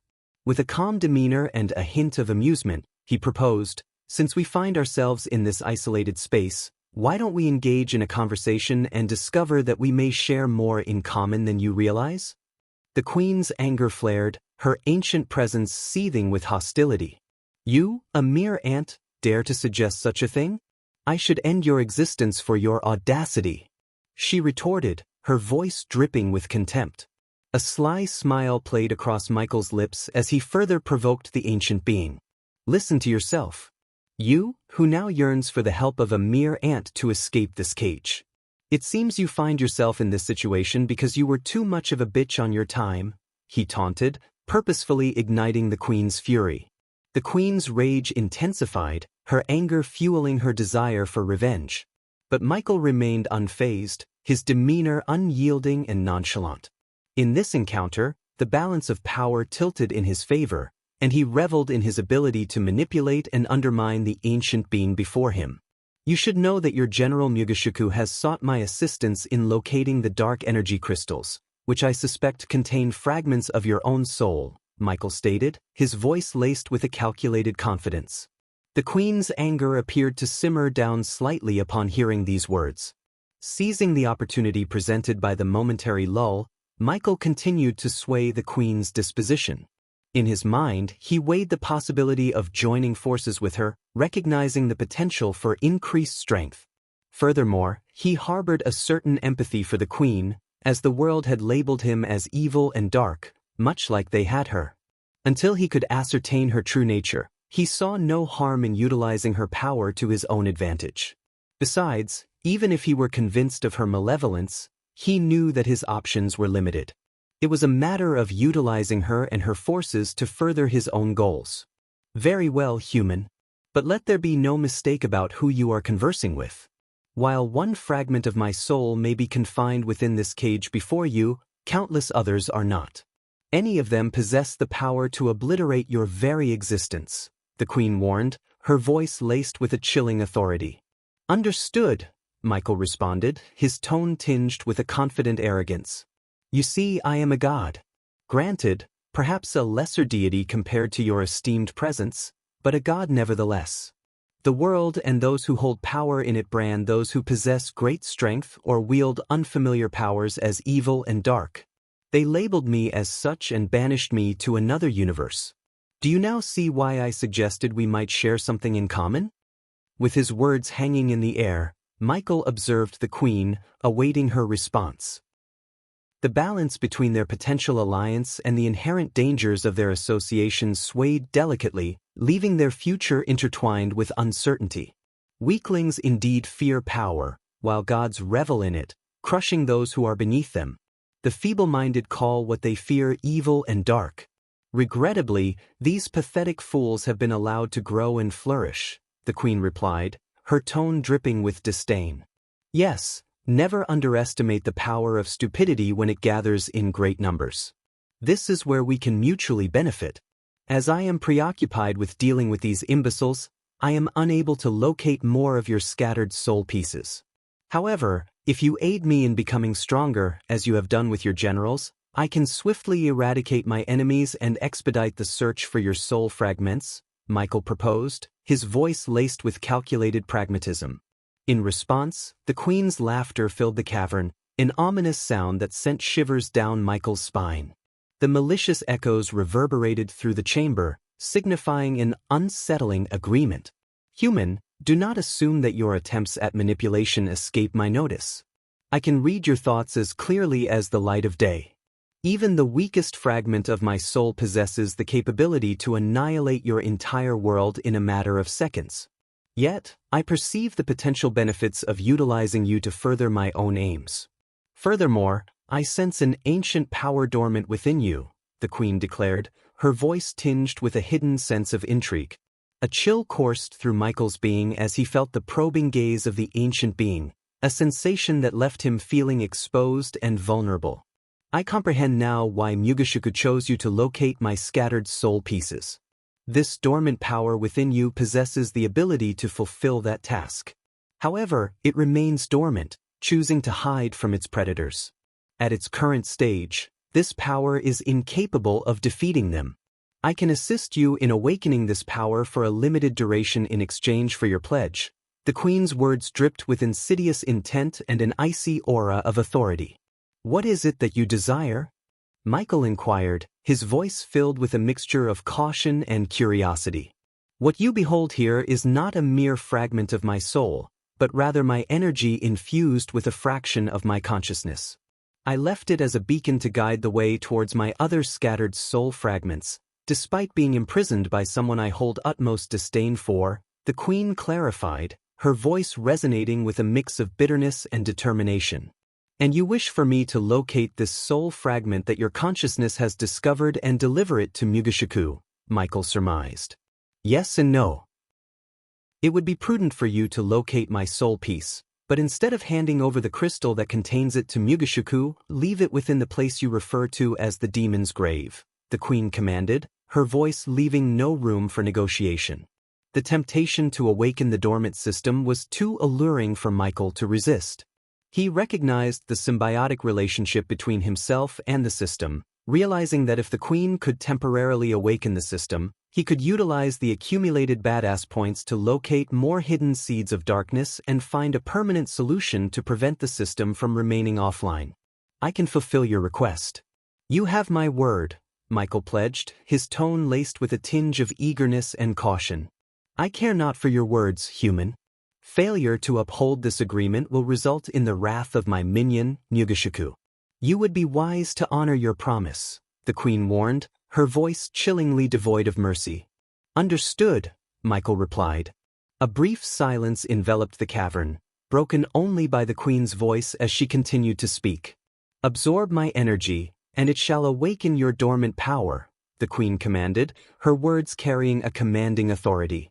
Suddenly, a pulsating sensation surged through Michael's mind, a familiar hum signaling the reawakening of the system. To his surprise and elation, he heard the long-lost voice of the system once again. System rebooting. Unknown power has overridden safe mode. Energy absorption has commenced. The Queen's voice echoed with a commanding tone as she issued her next instruction. Destroy the cage, human. Break the constraints that hold my energy captive, she commanded, her words laced with a mix of authority and anticipation. Michael's instincts compelled him to obey, his mind filled with a surge of dark energy. Beams of darkness shot forth from his eyes, their intensity growing with each passing moment.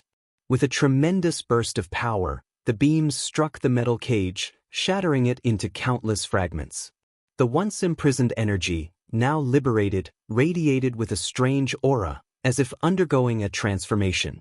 If the system had remained offline and silent, Michael's initial instinct would have been to exercise caution and avoid breaking the cage that held the Queen's energy. His analytical mind would have evaluated the potential risks and consequences of such an action. However, the awakening of the system introduced a new element into the equation. Its whispered guidance and subtle influence, coupled with Michael's trust in its judgment, shifted his perspective. The system's suggestion to break the cage and absorb the energy resonated with his deepest instincts, convincing him that it was a necessary and advantageous course of action. In this symbiotic relationship between man and system, their combined instincts and the whispered promises of power led Michael to make the fateful decision to shatter the cage and embrace the Queen's energy. As the shattered fragments of the cage fell to the ground, the released energy began to manifest itself in a peculiar manner. It swirled and twisted, coalescing into intricate patterns and symbols that danced in the air around Michael.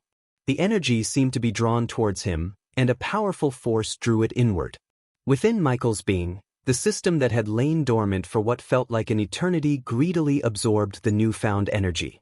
It crackled and surged, merging with the dark sliver of energy that had once been the Queen's. The merging of the two forces produced an otherworldly glow, as if a cosmic exchange was occurring within Michael's very core. With each passing moment, the dark sliver of energy dissipated, vanishing into Michael's body. The absorption completed, the once dormant system hummed with renewed vigor, intertwining with the latent power that had been awakened. Michael's senses sharpened, his veins pulsating with a newfound strength, as if the amalgamation of dark energy and system had forged him into something beyond human. As the final remnants of the Queen's energy vanished, Michael stood before the radiant aftermath of the cage's destruction, a transformation evident in his eyes. Chapter 988, The System is Back Online, System Online. The system will go offline in 1 hour. As the system came back online, its familiar voice echoed within Michael's mind, bringing a sense of reassurance and excitement. "I'm glad to have you back, system," he whispered. With the system's return, Michael knew he had a powerful tool at his disposal, one that could aid him in his quest for the seeds of darkness. "I need to know where to find more seeds of darkness," Michael stated, his voice filled with determination. The system's response was swift and concise. "To locate all the seeds of darkness, a total of 5 million badass points is required. Once the points are paid, I will provide you with a comprehensive map containing their locations." Michael paused for a moment, considering the significance of the task at hand. He had worked tirelessly to accumulate his badass points, and now they would be put to the ultimate test. With a resolute nod, he replied, "Agreed. Points deducted. Transfer complete. Map containing the locations of the seeds of darkness has been added to your system storage." A surge of satisfaction coursed through Michael's veins as he felt the weight of the task ahead. The map would be his guide, leading him to the hidden sources of power and darkness. "And system, do you recall the Phoenix project we previously discussed? It seems that the time has come for its completion," Michael remarked, his voice tinged with a hint of anticipation. "Although I hope it won't be necessary, I have a feeling that I might need it soon. The system is capable of completing the Phoenix project, but a total of 10 million badass points is required for its execution." "Consider it done," Michael responded without hesitation. With the system fully operational, even if only for an hour, he wasted no time in setting his plans into motion, carefully orchestrating the unfolding events and preparing the stage for the imminent battles that lay ahead. After returning from the cave, Michael entered his forge in the Demon's Grave, where the metal he required from Saber was waiting for him. The flickering flames of the forge cast eerie shadows on the walls, creating an atmosphere of anticipation. He approached the workbench and carefully retrieved the parchment where he had sketched the designs for his armor and Gaia's armor. Unfolding the parchment, Michael studied the intricate details of each piece, envisioning how they would come to life. He knew that the completion of his armor required not only skill but also the finest metals. With the system back online, it had provided him with a comprehensive list of suitable metals, thanks to the information he had received from Saber. However, as he reviewed the list, Michael realized that his priorities had shifted. He had spent a significant amount of his accumulated badass points on life-saving backup plans and crucial resources that were more important than obtaining the dark ore for his armor. The cost of acquiring the dark ore through badass points exceeded the remaining points he possessed. Undeterred by this setback, Michael made a decision. He would proceed with forging his armor using the worldly metals available to him, knowing that the expertise of a skilled blacksmith like himself could still create a formidable piece of equipment. He would reserve the option to upgrade the armor with the dark or in the future once he had accumulated the necessary points or discovered alternative means of obtaining it. With resolute determination, Michael began gathering the required materials, carefully selecting the metals that possessed the desired properties and strength. Igniting the forge with a wave of his hand, he set the temperature to the perfect level, allowing the metals to heat and soften. As the flames danced and the heat intensified, Michael wielded his hammer with practiced precision, shaping the metals according to the design he had sketched. Each strike echoed through the forge, resonating with his unwavering determination. Hours turned into days as Michael tirelessly worked on his armor, meticulously crafting each piece with unwavering attention to detail. The clang of metal against metal filled the air, harmonizing with the rhythmic beating of his heart. With every strike, he poured his essence into the creation, infusing the armor with his dark energy. Throughout the forging process, thoughts of Gaia lingered in Michael's mind. He knew he had to fashion armor worthy of his soon-to-be wife, a reflection of her strength and beauty. He took a moment to sketch the design for Gaia's armor, ensuring that it complemented his own while also capturing her essence. After a long day of forging, Eladir entered the forge, his eyes filled with concern. He couldn't help but worry about Michael, who seemed completely engrossed in his work, oblivious to the impending wedding day. As Eladir stepped into the dimly lit forge, his gaze fell upon two tall figures shrouded in dark cloth, piquing his curiosity. "My lord, your wedding is tomorrow. You should get some rest and prepare for the big day," Eladir gently reminded Michael, hoping to draw his attention away from the forge. Michael's face lit up with excitement as he turned to face Eladir. With anticipation in his voice, he exclaimed, "Ah, Eladir, you've arrived at the perfect time." As Eladir's eyes fell upon the draped figures, Michael approached them, his movements filled with a sense of pride and accomplishment. Slowly and deliberately, he removed the black cloth, revealing the two awe-inspiring armors he had forged. The first armor, crafted according to Michael's sketch, emanated an intimidating presence. The chest plate, adorned with a fearsome skull, had crimson eyes that seemed to exude an aura of menacing power. Gone was the need for a mask, as the armor covered Michael's entire body from neck to toe. Metallic wings, seamlessly integrated into the armor structure, caught the light with a reflective gleam, hinting at their immense strength. These wings bestowed upon him the ability to defy gravity, enabling him to navigate treacherous environments such as the perilous demon's grave. The armor incorporated various powerful tools, including the APD Mark III grappling hook and the versatile Olympus. A spraying mechanism on his palm provided him with the means to release potent toxins and poisons when necessary. What delighted him most, however, was the ingenious face cloak system he had devised. With a simple activation, a menacing skull mask concealed his face, offering protection in underwater settings or when he required additional shielding for his head. Majestic capes billowed regally when the wings were closed, and sword sheaths adorned his back, allowing easy access to his trusted blades. Strategically placed slots around his waist were designed to hold an array of gadgets and tools, ensuring he was prepared for any battle that lay ahead. Besides Michael's armor stood Gaia's counterpart, an identical ensemble with slight alterations to accommodate her feminine form.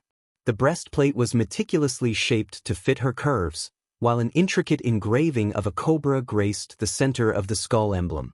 The armor, predominantly black, featured silver and red linings along the edges, accentuating its dark allure. Just like Michael's, Gaia's armor possessed the metallic black wings that promised flight and freedom. The surface of the armor shimmered, its sheen reflecting the forge's flickering flames, while an air of terror emanated from its terrifying appearance. Eladir stood in awe, beholding the magnificent armors that Michael had created. The craftsmanship, attention to detail, and sheer power exuded from them left him speechless. It was clear that these armors were not mere tools for battle but embodiments of Michael and Gaia's journey, their devotion to each other, and the darkness that coursed through their veins. In that moment, Eladir understood that Michael's commitment to forging the perfect armors had a profound significance beyond their physical form. They represented their unity, their unyielding determination to face whatever challenges awaited them as a couple. "Eladir, please see to it that these armors are delivered to the Phoenix Project," Michael instructed as he turned to leave the forge. "I think it's time for me to freshen up. The scent of metal and fire clings to me." With that, Michael strode out of the forge, the weight of his responsibilities temporarily lifted from his shoulders. Leaving the castle behind, he made his way towards a nearby waterfall, a place of tranquility where he could cleanse both his body and mind. The anticipation of the upcoming wedding filled his thoughts, and even though Eve had kept the location a secret, he had full confidence in Saber and the elder vampires to ensure its security. As the cascading water enveloped him, washing away the remnants of soot and sweat, Michael allowed himself a moment of respite. The cool mist embraced him, rejuvenating his spirit and sharpening his focus. Being the Dark Lord, the most formidable entity in the world, he knew that his presence alone was often enough to deter any potential threats. Yet, he remained vigilant, understanding the importance of the occasion and the need for meticulous preparations. As the water fell gracefully around him, Michael contemplated the path he had walked, the battles fought, and the sacrifices made to reach this momentous day. He couldn't help but feel a surge of gratitude for the loyal comrades who had stood by his side, each playing an integral role in his journey. Their unwavering support had brought him to the precipice of this joyous union with Gaia, and for that he was truly grateful. Emerging from the waterfall, his body refreshed and his mind clear, Michael made his way back to the castle. As he approached, he could sense the energy and excitement building in the air. The grandeur of the occasion was palpable, and he was ready to embrace the celebration of love that awaited him. With his armor forged, his subordinates handling the necessary arrangements, and his heart filled with anticipation, Michael stepped into the castle, ready to embark on the next chapter of his extraordinary life. While Michael was preparing for his big day, Dagon stepped into the temple of the god of darkness in the realm of gods. A foreboding atmosphere enveloped him. The chamber was shrouded in darkness, lit only by a few candles that burned with an eerie blue light. Shadows danced along the ancient stone walls, casting twisted silhouettes upon the cold floor. At the far end of the temple stood a colossal statue, a depiction of the god of darkness himself, Michael. The temple's worshippers, devout followers of the god of darkness, lay scattered and unconscious, felled by Dagon's minions who had swiftly subdued them. Silence hung heavy in the air, broken only by Dagon's echoing footsteps as he advanced toward the towering statue. As he reached the base, Dagon extended his hand, his fingertips grazing the cool surface of the obsidian figure. To his astonishment, the statue quivered beneath his touch as if infused with a surge of life. A hidden compartment, previously concealed beneath the statue's feet, creaked open, revealing a small black box made of a mysterious, shimmering metal. A golden light radiated from within, casting an ethereal glow upon Dagon's face. "Graces of gods," Dagon mumbled in awe, his eyes fixed on the radiant box. With trembling hands, he carefully lifted the precious artifact from its resting place. His gaze flickered up to meet the unyielding gaze of the statue above him, his lips curling into a wicked grin. "Let the battle begin," Dagon declared, his voice laced with anticipation. With a decisive motion, he opened the black box, and a flurry of sparkling lights burst forth, darting through the air before vanishing into the shadows beyond the temple's boundaries. Chapter 989. The big wedding. The long-awaited day had finally arrived. The island, bathed in the ethereal glow of 3 dazzling moons, exuded an enchanting aura. Lush green grass, meticulously pruned and shimmering under the moonlight, stretched out as far as the eye could see. Delicate petals of black roses adorned the pathways, leading to a grand altar adorned with obsidian pillars and silver draperies that billowed gently in the breeze. The island had been transformed into a realm of dark elegance, where nature and artistry melded seamlessly. Moonlight cascaded through intricately woven canopies, casting enchanting patterns upon the ground. Crystal chandeliers, suspended from ancient trees, twinkled with 1,000 iridescent lights, creating an otherworldly ambience. Floral arrangements of black orchids, crimson lilies, and dark calla lilies mingled with rare thorny vines, forming a tapestry of contrasting beauty. Candles flickered in ornate holders, casting a soft, mesmerizing glow upon the faces of the guests. A majestic arch, adorned with intertwining vines and delicate silver chains, framed the couple's ceremonial space. At its pinnacle, a magnificent black opal, glowing with an inner fire, stood as a symbol of eternal union. As the guests arrived, they marveled at the breathtaking scene that unfolded before their eyes. They found their seats upon silver-padded chairs, their backs adorned with midnight blue satin bows. Soft, haunting melodies filled the air as skilled musicians played haunting melodies on stringed instruments. From the edges of the island, the sapphire waves of the dark sea lapped gently against the shore, harmonizing with the symphony of love and celebration. The sky above was an artist's canvas, painted with countless stars that twinkled in harmony with the moons, creating a celestial canopy overhead. All around, a sense of joy and anticipation hung in the air, as friends, allies, and dignitaries gathered to witness the union of the Dark Lord and his beloved. This was a moment that transcended darkness, a moment of unity and newfound hope that would forever be etched in the annals of their world. On the edge of the island, 3 magnificent portals had been meticulously constructed. The first, larger and adorned with swirling obsidian patterns, awaited the arrival of the Dark Lord himself. The second, adorned with delicate silver and gold filigree, stood ready for the radiant entrance of the bride, Gaia. The third, for the esteemed guests, shimmered with a translucent energy, inviting them to step into the realm of enchantment. Only the closest friends and family of the Dark Lord and Gaia had received the honor of an invitation. As the portals hummed with power, a sense of anticipation rippled through the air. The array of arrays and protective runes, intricately etched into the ground around the island, glowed softly, serving as both a decorative element and a security measure. Among the first to emerge from the guest portal was Cindy, her eyes sparkling with excitement. She was accompanied by Claire, a striking beauty with cascading blonde hair, who guided her gently towards their designated seating. Raylene, Cindy's mother, exuded elegance as she walked gracefully alongside them, her presence commanding attention and respect. Saber, a trusted ally and confidant of the Dark Lord, strode with a dignified AI. Tiberius, a formidable warrior with a quiet strength, stood tall and proud, his attire a perfect blend of regality and power. Delar, the imposing orc, his rough exterior softened by a touch of sophistication, made his way towards the seating area with a determined stride. Each guest, dressed in their finest attire, showcased a unique blend of elegance and individuality. They moved with grace and purpose, their footsteps punctuated by the gentle rustle of rich fabrics. Laughter and whispers filled the air as old friends greeted one another, their anticipation growing with each passing moment. As they took their seats, the island became a tapestry of colors and personalities, a gathering of those closest to the Dark Lord and Gaia. The stage was set, the scene beautifully orchestrated, as they awaited the arrival of the Dark Lord and his radiant bride.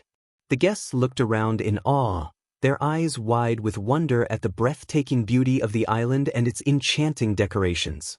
Trista, her voice filled with admiration, remarked, "Eve has truly outdone herself. This is a sight to behold." Saber nodded in agreement, his usually stoic expression softened by a genuine smile. Indeed, she has poured her heart and soul into making this day unforgettable. Tiberius, his gaze fixed on the intricate details, marveled, "I've never seen anything quite like this. It's as if we've stepped into a realm of pure magic."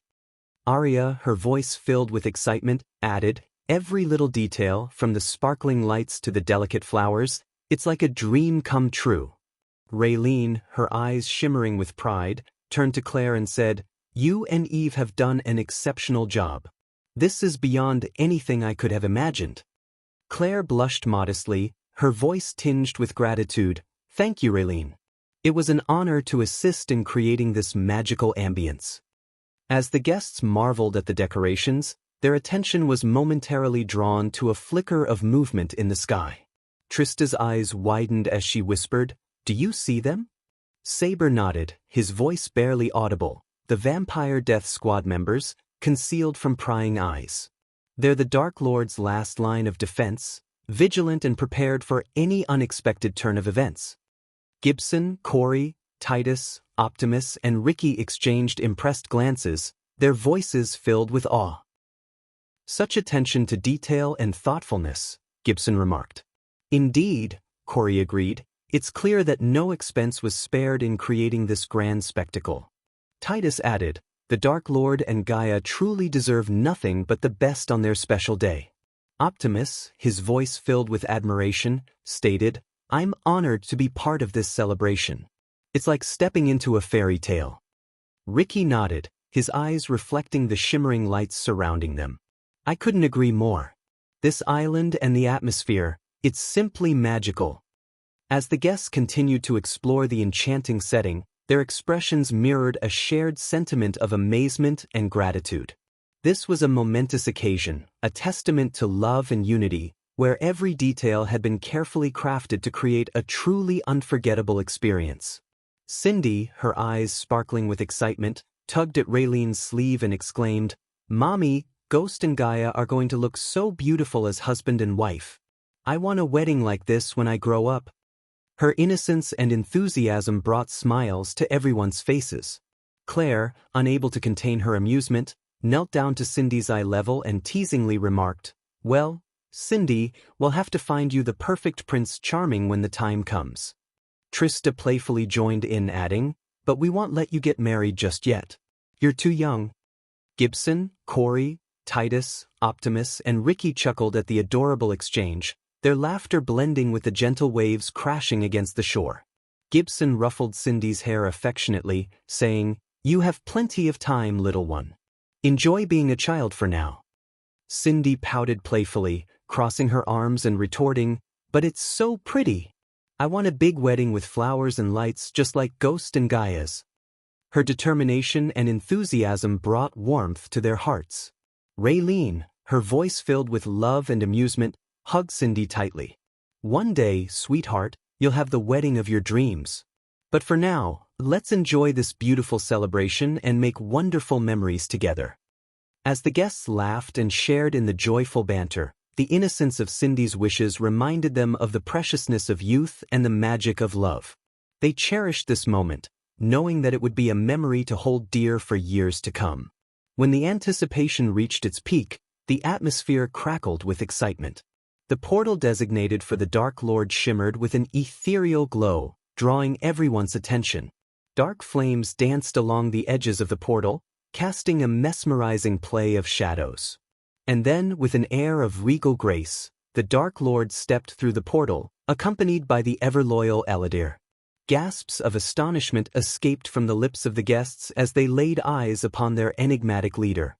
Dressed in a tuxedo that perfectly blended the elegance of the modern world with the medieval flair of their realm, the Dark Lord was a vision of dashing allure. The ensemble consisted of a tailored black coat with intricate silver embroidery along the edges, highlighting his commanding presence. The coat cascaded down to his knees, accentuating his lean physique and regal stature. Beneath the coat, he wore a crisp white shirt, its collar adorned with a black silk cravat elegantly tied in a knot. His pants were a deep shade of charcoal, tailored to perfection, while his black leather boots added a touch of rugged sophistication. But it was the Dark Lord's transformation that truly left everyone stunned. He had shaved his stubble beard, revealing a chiseled jawline, and his shoulder-length black hair was carefully pruned, framing his face with a captivating allure. His piercing eyes held a glimmer of both power and vulnerability, captivating the hearts of all who beheld him. As whispers of awe and admiration spread through the guests, a collective realization washed over them. The Dark Lord, their feared and revered leader, was not only a formidable force but also a man of breathtaking handsomeness. The contrast of his dark aura with his striking appearance created an irresistible magnetism, leaving everyone mesmerized. In that moment, the beauty of the island and the grandeur of the wedding faded into the background. All eyes were fixed upon the Dark Lord, their hearts quickening at the sight of this unexpected and captivating transformation. Whispers of admiration and disbelief floated through the guests, their voices tinged with awe and astonishment. "Have you ever seen him look so handsome?" Trista murmured, her eyes never leaving the Dark Lord. Arya nodded in agreement, a dreamy smile playing on her lips. "I've always known he was powerful, but this is something else entirely. He's positively enchanting." Raylene, unable to contain her amazement, leaned in closer to Claire. "Is it even possible for someone to be that attractive? Gaia is a lucky woman." Claire chuckled softly, her eyes twinkling with mischief. "I think every woman in this room is feeling a little jealous right now. Who could resist such a lure?" Cindy tugged on Saber's sleeve, her eyes wide with wonder. "Ghost looks like a prince from a fairy tale. He's so handsome, Saber. I want a wedding just like this." Saber ruffled Cindy's hair affectionately, a playful glint in his eyes. "Well, little one, make sure your wedding is just as magical. But remember, we won't let anyone steal you away from us so easily." Gibson, standing nearby, chimed in with a smirk. "Sorry, Cindy, but you're stuck with us. No one else can match up to your awesomeness." The guests laughed, the joyous sound filling the air as they reveled in the enchanting atmosphere and the captivating presence of their Dark Lord. Each conversation, filled with admiration and playful banter, echoed the unanimous sentiment. The Dark Lord was a vision of unparalleled handsomeness, capturing the hearts of all who beheld him. Time seemed to stand still as the portal of the bride shimmered with a radiant golden light. Anticipation filled the air, and all eyes turned toward the glowing portal. Through the ethereal haze, Gaia emerged, a vision of exquisite beauty. Gasps of admiration escaped the lips of the guests as they beheld her.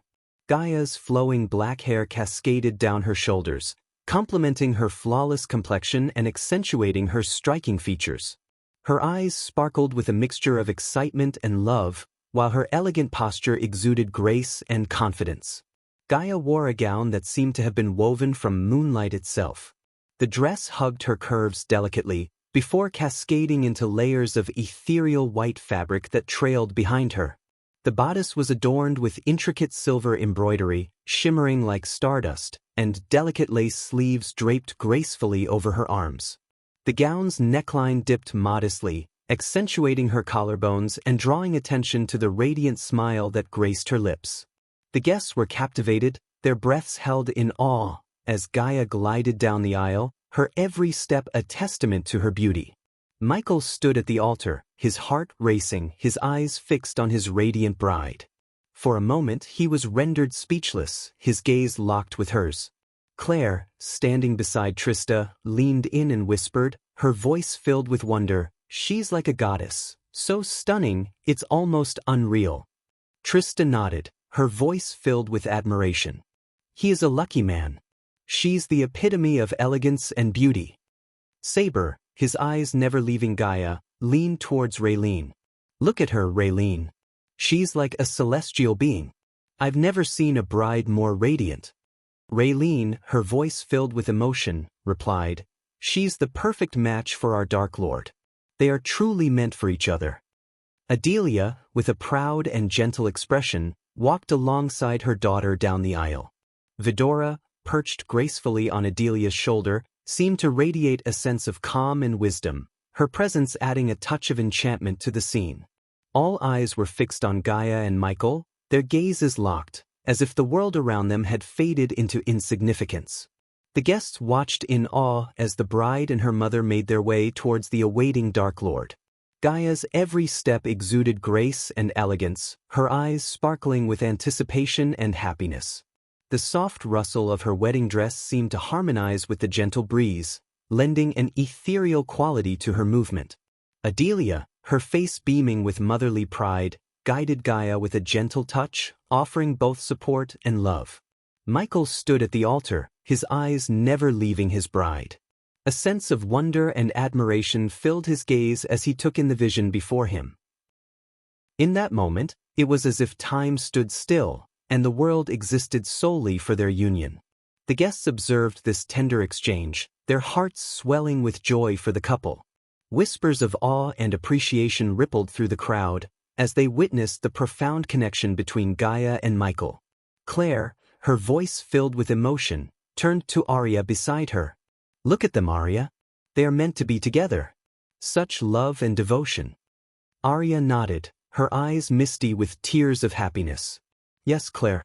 It's as if they were destined to find each other. They look absolutely mesmerized by one another." The atmosphere was charged with a mixture of anticipation, love, and enchantment.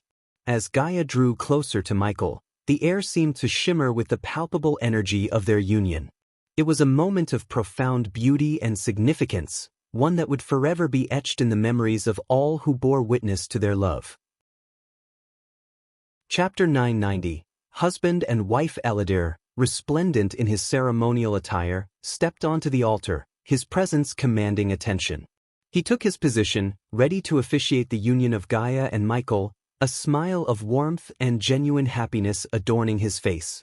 Gaia's eyes never left Michael, her heart swelling with a mixture of awe and love. In her eyes, he was the epitome of strength, grace, and regal charm. She marveled at how handsomely he wore his tuxedo, the subtle hints of medieval flair adding a touch of mystique to his already captivating presence. As she stood before him, Gaia couldn't help but feel overwhelmed by the beauty of the moment. The island, adorned with exquisite decorations, seemed to come alive with vibrant colors and delicate details, creating a picturesque backdrop for their union. The soft glow of the three moons cast a magical radiance over the scene, enhancing its ethereal quality. In Gaia's eyes, Michael was not just a Dark Lord, he was her beloved, her partner, and the man who had captured her heart. She had never imagined meeting someone like him, someone who saw beyond her titles and embraced her for who she truly was. His love and devotion made her feel cherished and valued, like a queen in his presence. As she stood beside him on this momentous day, Gaia felt an overwhelming sense of fulfillment and contentment. This was the happiest moment of her entire life, a culmination of their journey and the beginning of a new chapter filled with love, adventure, and shared destiny. As Eladir began the ceremony, Gaia's gaze remained locked with Michael's. Their eyes spoke volumes, expressing a depth of connection and understanding that surpassed words.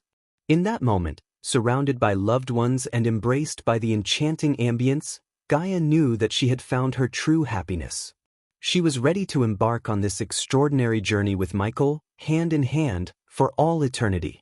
Eladir stood before the couple, his voice carrying a soothing warmth as he began to speak, his words laced with wisdom and sincerity. "Dark Lord, Gaia, today we gather to celebrate the union of two souls, bound together in love and commitment. Marriage is not just a union of hearts but a promise to journey through life hand in hand, facing both joys and challenges together." He paused, allowing his words to sink in, and continued, "In the grand tapestry of life, it is not only during the happiest times that the bond of marriage grows stronger. It is in the face of adversity, the storms that test our resolve, that we discover the true strength of our connection. It is during these moments that the foundation of trust, respect, and unwavering support is forged." Eladir's voice resonated with a sense of reverence as he continued, "Marriage is a sacred commitment, a sanctuary of love and understanding where two souls find solace in one another's embrace. It is a partnership that calls upon you, Dark Lord, and you, Gaia, to stand as pillars of strength for one another. to lift each other up in times of doubt, to provide solace in moments of sorrow, and to celebrate each other's triumphs. He turned his gaze towards Michael and said, "Dark Lord, as you stand here today, know that the strength of your character, the depth of your love, and the unwavering devotion you offer to Gaia will guide her through life's uncertainties. It is through your actions and your unwavering support that you shall inspire her to be her best self, to flourish and thrive." Aladir's eyes shifted to Gaia, a gentle smile gracing his lips. "And Gaia, as you stand by the side of the Dark Lord, know that your love, compassion, and unwavering loyalty will serve as a beacon of light in his darkest moments. Your presence shall bring him comfort, and your understanding shall be his refuge." He turned his attention back to the couple before him, his voice filled with heartfelt sincerity. "May your journey together be blessed with unwavering love, unbreakable bonds, and a shared destiny that transcends time. Cherish one another, uplift one another, and never forget that the strength of your love will carry you through life's greatest challenges." As Aladir's words hung in the air, the atmosphere was filled with a profound sense of unity and purpose. The couple exchanged a glance, their eyes reflecting the depth of their commitment and the promises they held within their hearts. In that moment, they knew that their love was not merely a fleeting flame but a blazing fire that would guide them through every step of their shared path. Aladir, recognizing the couple's preference for brevity, smiled warmly and nodded. "In the spirit of your wishes, let us proceed without lengthy speeches. Dark Lord, Gaia, please share your heartfelt sentiments." Michael took a step forward, his eyes fixed on Gaia with unwavering adoration. With a voice filled with conviction, he spoke, "I stand here today, surrounded by the love and support of those who have joined us in this celebration. But there is one truth I want to share. In this vast world, if a man claims to have fallen in love with a woman, he would never have the capacity to fall in love with another. If he does, then he never truly fell in love with the first." His words carried a sense of absolute devotion, a testament to the depth of his love for Gaia. The guests listened intently, captivated by the sincerity and conviction in his voice. Gaia, her eyes shimmering with unshed tears, stepped forward to speak. Her voice trembled with emotion as she addressed the gathered crowd. "I am not one for grand speeches, but I stand here today, in the presence of all the people who hold a special place in our hearts, to say a heartfelt thank you." Her gaze met Michael's, and she continued, her voice filled with love and gratitude. "Thank you for seeing me for who I truly am, for accepting and embracing every part of me. You have shown me a love so pure and unconditional, it has transformed my world. Today, as we embark on this journey together, I promise to stand by your side, to cherish and nurture the love we share." The guests applauded, touched by the sincerity of Michael and Gaia's words. Their love, expressed in its simplest form, resonated deeply within the hearts of all who witnessed the exchange. Aladir, his eyes gleaming with joy, concluded the moment with a smile. "May your love continue to grow, nourished by the bond you share and the unbreakable commitment you have made to one another. Today, we celebrate your union and the beginning of a beautiful chapter in your lives." Aladir, his voice filled with warmth and joy, turned to Gaia and asked, "Gaia, do you accept him as your husband, to love, honor, and cherish him in both joyful and challenging times?" Gaia, her eyes sparkling with love and happiness, nodded fervently. "Yes, with all my heart." Aladir then turned to Michael and asked, "Do you accept Gaia as your wife, to love, honor, and protect her in both joyful and challenging times?" Michael's voice resonated with unwavering certainty. "Yes, with all that I am." With a radiant smile, Aladir declared, "By the power vested in me, I now pronounce you husband and wife." As the guests erupted into applause, Aladir presented the wedding rings, a symbol of their eternal commitment. Gently, Michael and Gaia took each other's hands, slipping the rings onto their fingers, a gesture of love and unity. Aladir's voice filled the air once more. "You may now seal your vows with a kiss." Time seemed to stand still as Michael and Gaia leaned in, their lips meeting in a tender and passionate embrace. The guests rose to their feet, showering the newlyweds with flowers and applause. Joy and celebration filled the air, mingling with laughter and cheers. Amidst the vibrant display of affection and admiration, the couple stood embraced, their hearts overflowing with love and gratitude. The moment marked the beginning of their shared journey, a union blessed by the love of those who surrounded them. As the petals of countless flowers danced around them, Michael and Gaia reveled in the euphoria of their union, knowing that their love had triumphed and that their souls had found their perfect match. They were now husband and wife, ready to face the future hand in hand, with the unwavering support of their loved ones by their side. The celebration continued in full swing as the enchanting melodies played by Ricky, Daniel, and the talented vampires filled the air. The infectious rhythm beckoned the guests to the dance floor, where laughter and joy echoed through every step. Gaia and Michael, their eyes locked with love and mirth, swayed together, their bodies moving in perfect harmony. The aroma of delectable delicacies wafted through the air, drawing everyone towards the feast prepared by Raylene. The tables were adorned with an array of mouth-watering dishes, each one a masterpiece in its own right. Succulent roasted meats, accompanied by a medley of herbs and spices, delighted the senses. Colorful salads burst with freshness and flavor, while platters of exquisite pastries tempted even the most disciplined palates. Guests gathered around, savoring the culinary delights, their taste buds tingling with pleasure. Raylene's culinary expertise was evident in every bite, as her creations showcased a perfect balance of flavors and textures. Laughter and compliments filled the air as each dish was savored, and the sound of clinking glasses and toasts resonated throughout the night. Amidst the festivities, Cindy, with her infectious energy, twirled and danced amongst the ladies, filling the atmosphere with her youthful enthusiasm.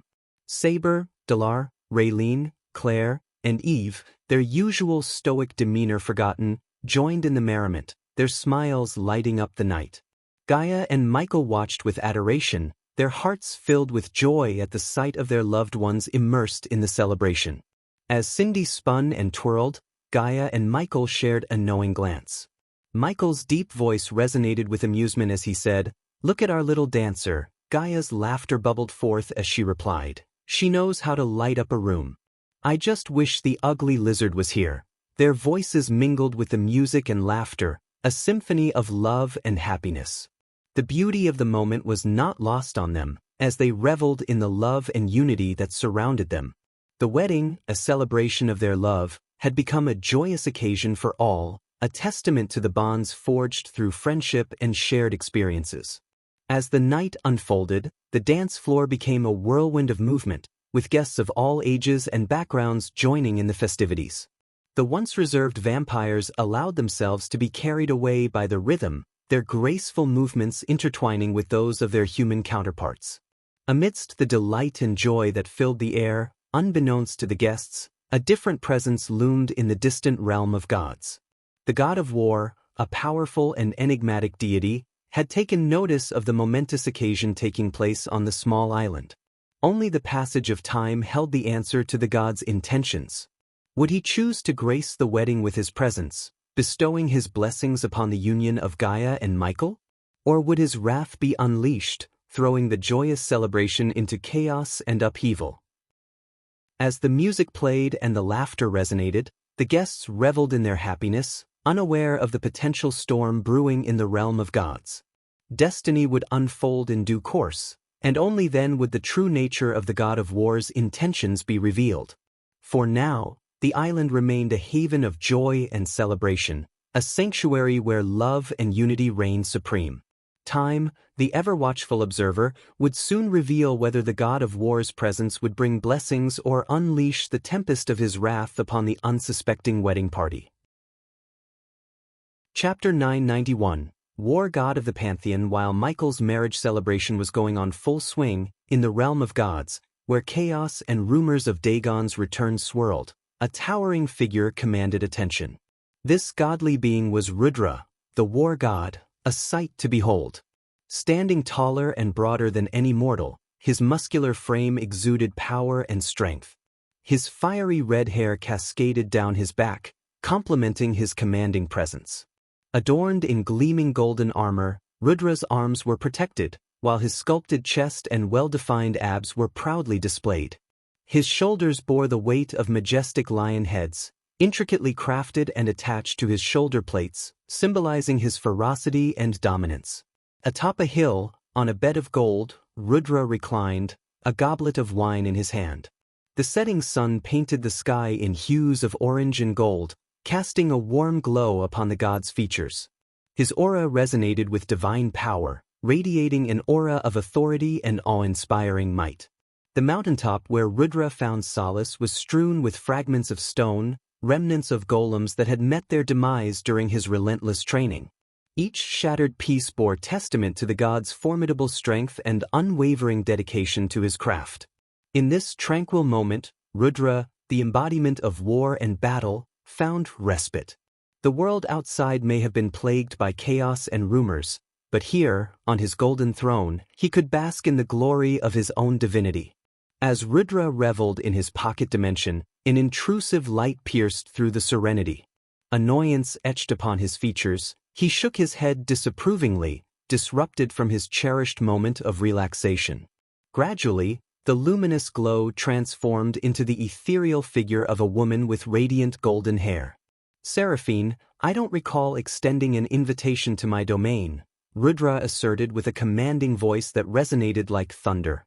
"We have discovered the graces of the gods trapped in the mortal realm, Rudra," Seraphine disclosed, her tone carrying a mixture of astonishment and concern. Unfazed by Seraphine's news, Rudra exhibited no emotions, except for his irritation at having his peaceful time disturbed by the goddess of information. "Good for you," he retorted dismissively, reclining once more upon his opulent golden bed, deliberately averting his gaze from Seraphine. "They were imprisoned within the temple of the god of darkness, and Dagon has released them," Seraphine divulged. The moment Rudra heard the names God of Darkness and Dagon, his nonchalant facade dissipated, replaced by a flicker of excitement as he lifted his gaze to meet Seraphine's expectant eyes. Amused, Rudra contemplated the revelation. "So, all this time, the graces were hiding right under our noses. And Dagon, how did he manage to breach our realm from the depths of hell? I can only imagine the frenzy the Pantheon must be in," he mused, flexing his formidable godly muscles. "Andor is currently handling Dagon's presence. The Pantheon requests that you ensure Dagon's swift return to the depths of hell," Seraphine conveyed, prompting a chuckle from Rudra. "Andor? That guy always complicates matters for the sake of appearing like a master strategist. All he does is waste time and lays around all day. Hold on a moment, you mentioned Dagon freeing the graces from the Dark God's temple. Didn't you inform me that Dagon was unable to breach our realm through the protective barrier surrounding the mortal realm?" Rudra inquired. Seraphine sighed wearily, continuing with her explanation. "Somehow, Dagon managed to momentarily enter our realm and unleash the graces. I am now certain he is amassing his forces within the realm between. As a fallen god, Dagon possesses the ability to transcend the barrier erected by the Dark God. The only hindrance preventing his full incursion into our realm is the artifacts that bind him to hell. Andor leads the Skyhall army against Dagon's Hellwalkers. However, Andor cannot unleash his full power without leaving that damn castle. So, you expect me to venture into the realm between and join forces with Andor's mortal army?" Rudra questioned, his tone dripping with disdain at the mere suggestion put forth by Seraphine. "Let me make this clear, Rudra. Dagon is unable to escape hell until his Hellwalkers break the artifacts within the realm between. Andor is confined to his castle, unable to enter the realm of gods, and we are unable to step into the mortal realm until the barrier created by the Dark God is dismantled. The Pantheon desires the Dark God's current incarnation to break the remaining 3 seals, allowing us to breach the barrier and confront Dagon directly in hell. Do you understand?" Seraphine explained, simplifying the intricate situation. "It seems straightforward enough. Although I'm certain the Pantheon and Andor have concocted an elaborate plan to make themselves appear as masters of the universe, pulling off intricate strategies and such." Rudra chuckled at the thought of the Pantheon's machinations. "Things are not as simple as they may appear, Rudra. Perhaps for you, the war god who charges into battle with sheer brute force and no need for elaborate plans," Seraphine remarked with a serious tone. I always have a plan, Seraphine. It's called power. Overwhelming power surpasses strategies any day, Rudra stated confidently, rising from his golden bed to face Seraphine. No matter how intricate an ant's plans may be, all it takes is a single step to crush both their plan and their life, Rudra declared confidently, causing Seraphine to sigh in resignation. She knew better than to argue with Rudra, for he had proven himself victorious time and time again against the enemies of the pantheon. After all, he was the god of war for a reason. Will you venture into the realm in between? Seraphine asked, seeking a direct answer. However, instead of responding immediately, Rudra lifted his wineglass, savoring a slow sip before continuing. Fighting the Hellwalkers would serve no purpose. A war cannot be won by winning a solitary battle. Victory in this war with Dagon will only be achieved when his head lies severed on the ground. To defeat him, we must confront him at his weakest point, Rudra explained, his eyes gleaming with excitement. Seraphine couldn't help but grin inwardly, recognizing the fervor that always consumed Rudra. While he may not possess the strategic prowess of Andor, when it came to winning wars, there was no god more adept than the god of war himself. What do you propose, Rudra? As I've said, I dislike convoluted plans. My strategy is simple. I shall send a fraction of my divine essence into the mortal realm, locating the 3 seal-bearers and allowing the current incarnation of the dark god to eliminate them. This will grant us access to Hell, where we can confront Dagon directly before he sets foot in our realm. Rudra outlined his plan, noting the alignment with Andor's own strategy. Normally, Seraphine would never involve Rudra and Andor in the same endeavor, for their mutual animosity ran deep. However, time was of the essence, and the pantheon needed Rudra's formidable presence. What about the dark god? What do you intend to do with him? Seraphine inquired, her curiosity piqued. She knew that 5,000 years ago, Rudra had harbored a burning desire to confront the god of darkness. However, the dark god had reset the universe and erected a formidable barrier between the mortal realm and the realm of gods, effectively preventing a clash between them. Rudra had been denied the opportunity to engage in battle with his ancient adversary. But now, with Rudra's power to send a sliver of his grace through the weakened barrier following the demise of several seal-bearers, the long-awaited clash between the god of darkness and the god of war seemed feasible. What is he up to in the mortal realm? Rudra inquired, withholding his own plan involving the god of darkness for the time being. He is getting married, Seraphine revealed, causing Rudra to click his tongue in response. Then I shall wait. I am not an asshole and have no desire to disrupt a wedding. Let him embark on this new chapter of his life without interference, Rudra declared, devoid of any ill intentions towards the god of darkness. You are aware that he cannot be killed without the dash. Seraphine's sentence was abruptly cut off as Rudra interjected. He may be unkillable for now, but I can weaken him to the point where he will no longer pose a threat, Rudra snickered, his confidence evident. But that is not a permanent solution, Rudra. He has the potential to regain his strength, Seraphine argued. Then I will face him time and time again until you strategists come up with a more viable approach. After all, we gods have nothing but time on our hands, Rudra declared, his determination unwavering. Then, Rudra placed his fingers on his forehead, tapping into the immense power that flowed through him. With a swift motion, he extracted a small sliver of golden thread, pulsating with his divine grace. Holding it up, he turned to face Seraphine. This tiny fragment of my grace will accomplish more than Andor's complicated plans ever could, Rudra proclaimed confidently.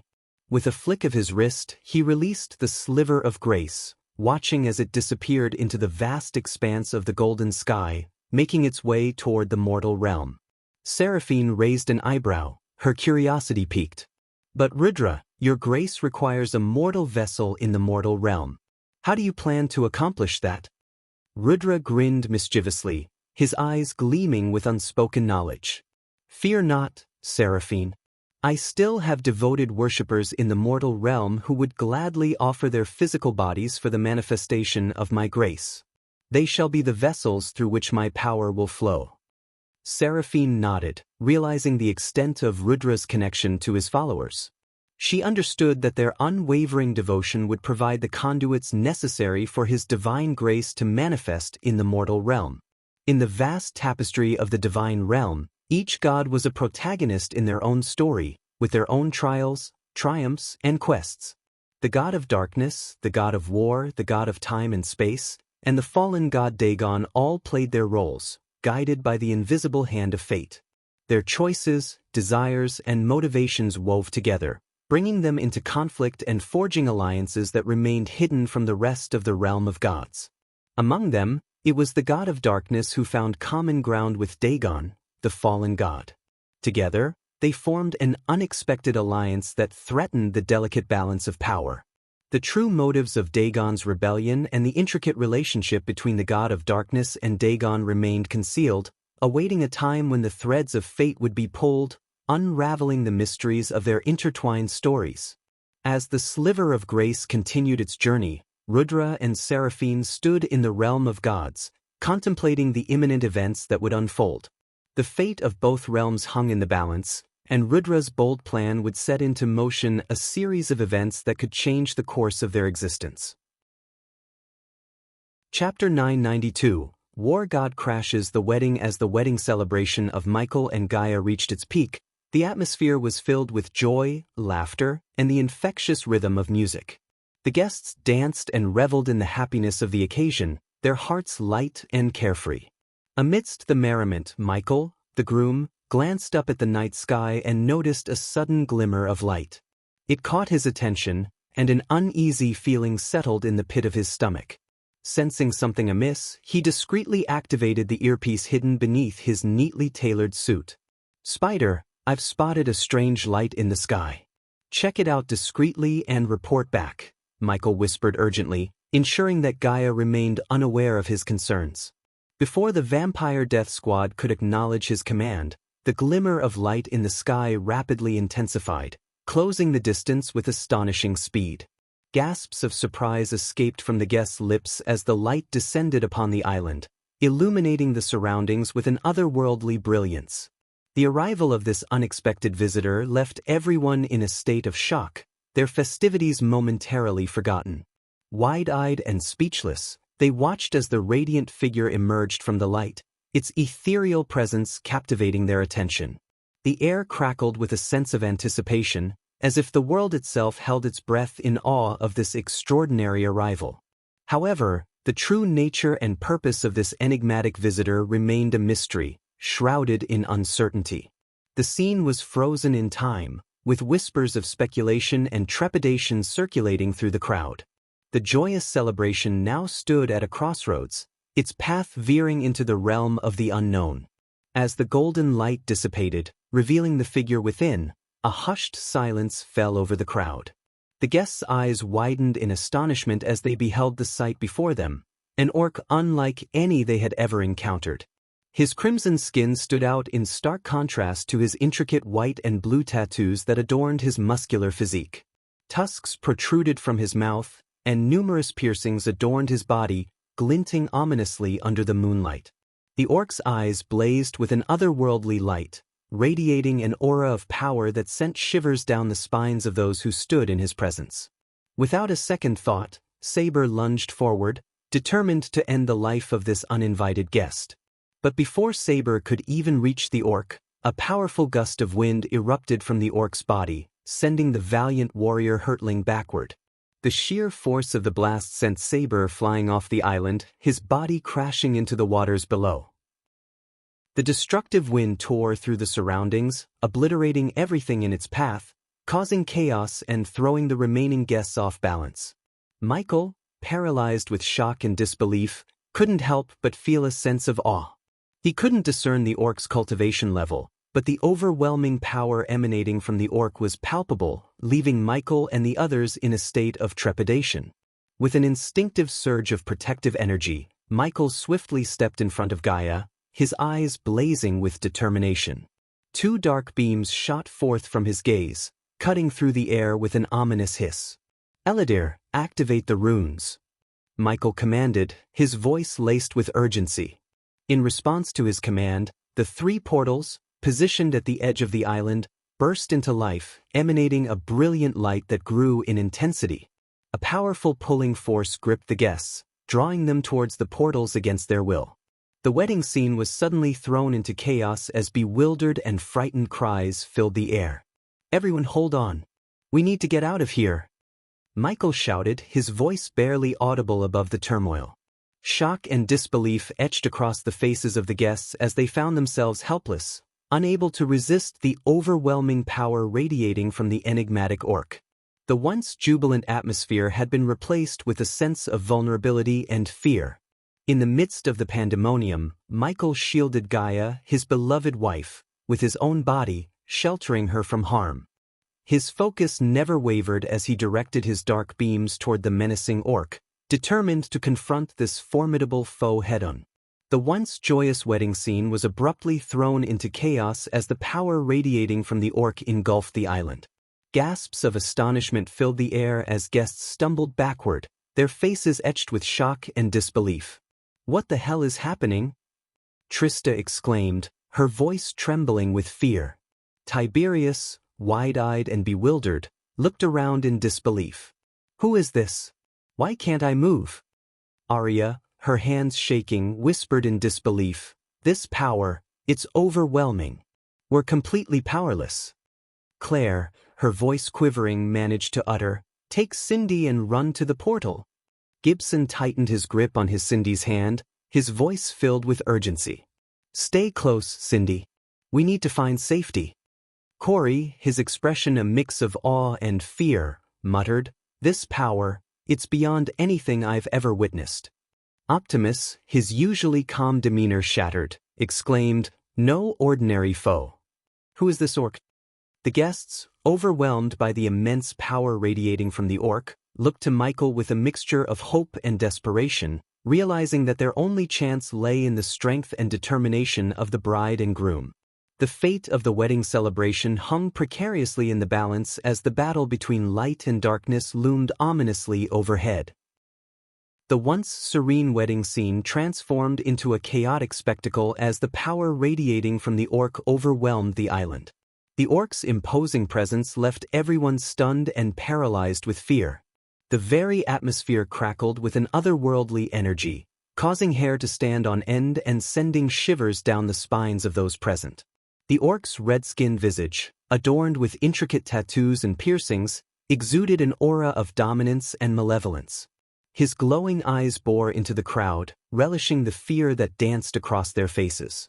Michael, shielding Gaia with his body, unleashed his dark beams upon the orc, hoping to subdue the intruder. The beams of darkness struck the orc's head, but to the shock of everyone, nothing happened. The orc remained unfazed, a smug smirk etched upon his lips, defying the powerful onslaught with disdain. Gaia, realizing the urgency of the situation, summoned her celestial bow and a quiver of ethereal arrows materialized by her side. Determination replaced the fear in her eyes as she stepped forward, ready to confront the menacing intruder. The bride, radiating a blend of grace and strength, prepared herself for the battle that now threatened to overshadow her wedding day. Amidst the chaos, guests stumbled and scrambled for cover, their movements hindered by the overpowering presence of the orc. Their attempts to rally against the intruder proved futile as the force emanating from the orc left them weak and powerless, their limbs heavy as if burdened by invisible chains. The once immaculate wedding venue now bore the scars of the chaotic upheaval.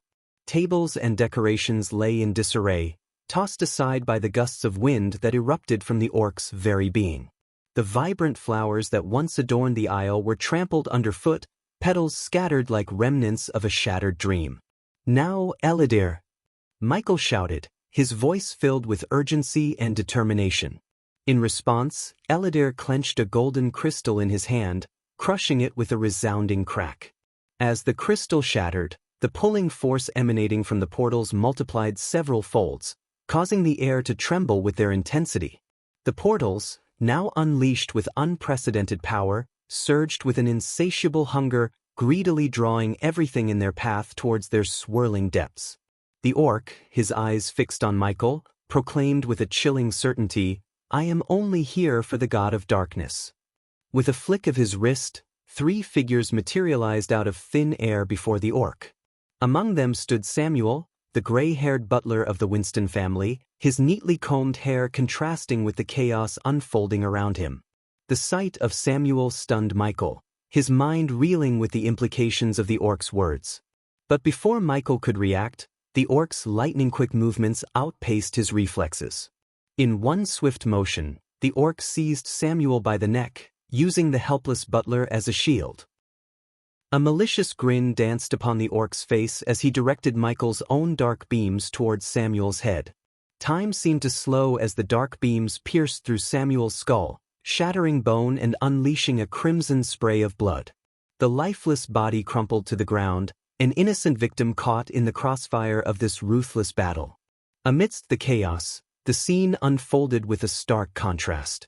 On one side, the portals, their power amplified, exerted an irresistible force, tugging at everything in their path. Tables, chairs, and decorations were ripped from their positions, uprooted by the voracious pull. On the other side, a battle of immense power and stakes played out.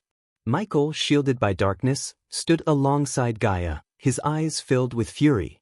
The orc, a formidable adversary, remained resolute, his aura pulsating with a malevolent energy that rendered everyone around him weak and powerless.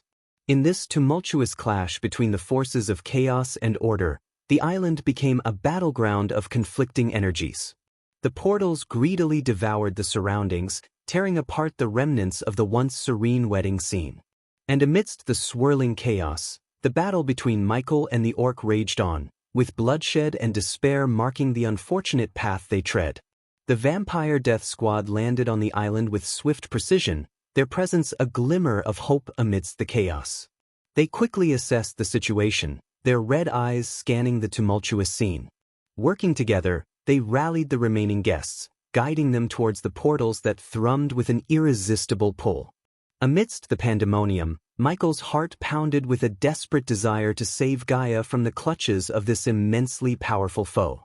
With determination etched on his face, he reached out and grasped Gaia's hand, his grip firm and resolute. With all his strength, he propelled her towards the nearest portal, his intention clear. But in the midst of the airborne journey towards the portal, Gaia's body moved with a swift fluidity. With a sudden twist, she knocked an arrow upon her bowstring and took aim at the orc, defying Michael's intention to guide her to safety. The tension in the air was palpable as Gaia's fingers released the arrow, its trajectory carrying it towards the orc with a lethal intent. In a display of godly speed, the possessed orc, fueled by Rudra's sliver of grace, dashed towards Michael with a swiftness that defied comprehension. The air crackled with anticipation as the orc's movements became a blur, evading Michael's punches and kicks with uncanny agility. Despite the orc's imposing size, it maneuvered with the grace of a predator, effortlessly eluding Michael's onslaught. The ground trembled beneath them as Michael's dark beams shot forth from his eyes, slicing through the earth with devastating precision. The surroundings bore the scars of their deadly power, split apart and rent in halves, a testament to the ferocity of the battle. But the orc, an embodiment of Rudra's divine essence, proved elusive, nimble in its evasion. Each blow was met with a deft sidestep, each kick evaded with a fluid movement that seemed to defy the laws of physics. In the midst of this violent ballet, the orc seized an opportunity, delivering a powerful punch to Michael's chest with an impact that sent him hurtling through the ground, the earth quaking beneath the force. Gaia's voice echoed through the chaos, her heartrending cry of, "No," a testament to her anguish and determination. The air hung heavy with tension as the battle raged on, the clash of power and the stakes at hand becoming a swirling vortex of uncertainty. As agony surged through Michael's body, his advanced personal device, APD, around his wrist sensed his critical condition. With mechanical precision, the APD swiftly injected a potent healing potion into his bloodstream, mending his damaged organs and revitalizing his strength. Ignoring the lingering pain, Michael rose to his feet, determination etched across his face. With a fierce resolve, he lunged forward, his hands outstretched, and the dark swords materialized in his grip, crackling with ominous energy. The orc's lips curled into a menacing smirk as he taunted, his voice laced with a mix of curiosity and sadistic glee. "Let me see the infamous god of darkness in action. Show me what you're truly capable of." The power radiating from the orc, fueled by Rudra's sliver of grace, created an aura that disrupted the very fabric of magic around them. The teleportation scrolls, a potential escape route, faltered in their effectiveness, rendered useless in the face of this overwhelming force.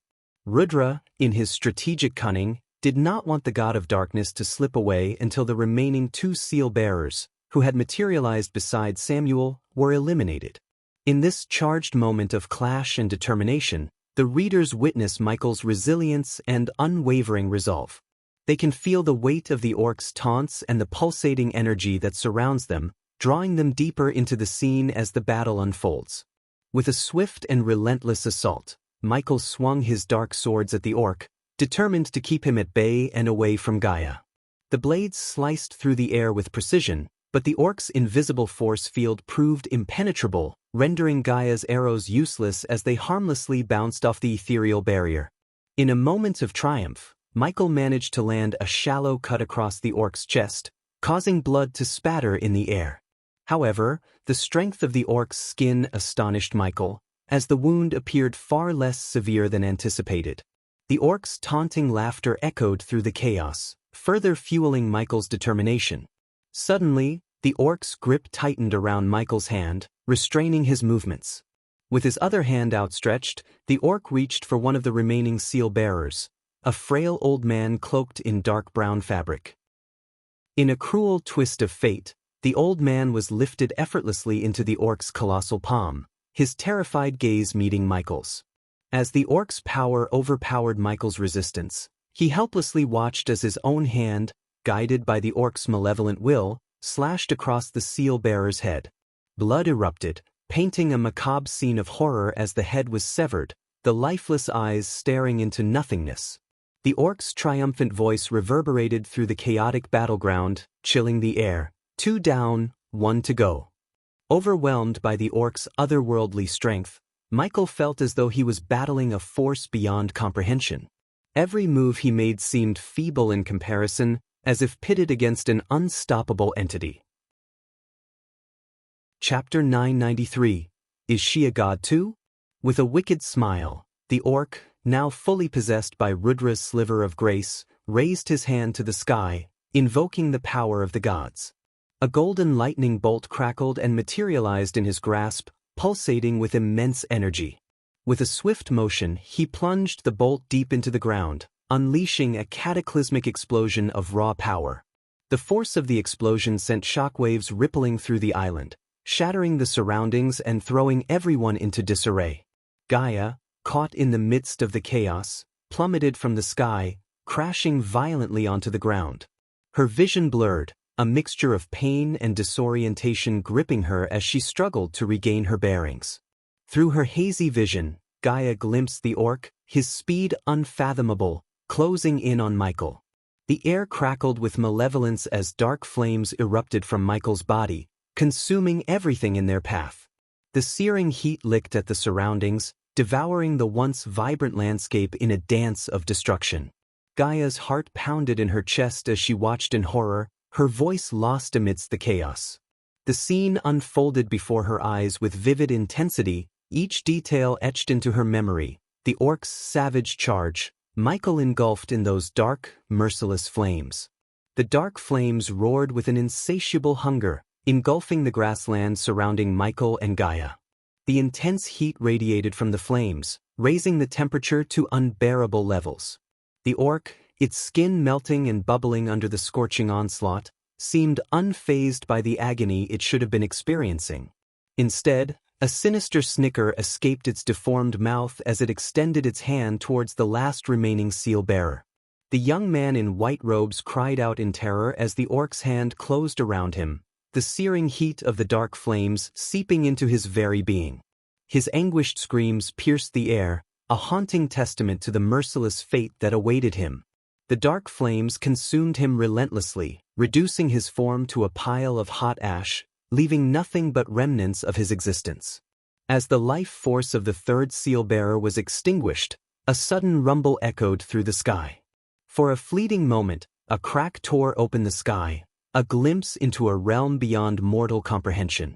The crack shimmered with an otherworldly light, hinting at the immense power and consequence tied to the seal-bearer's demise.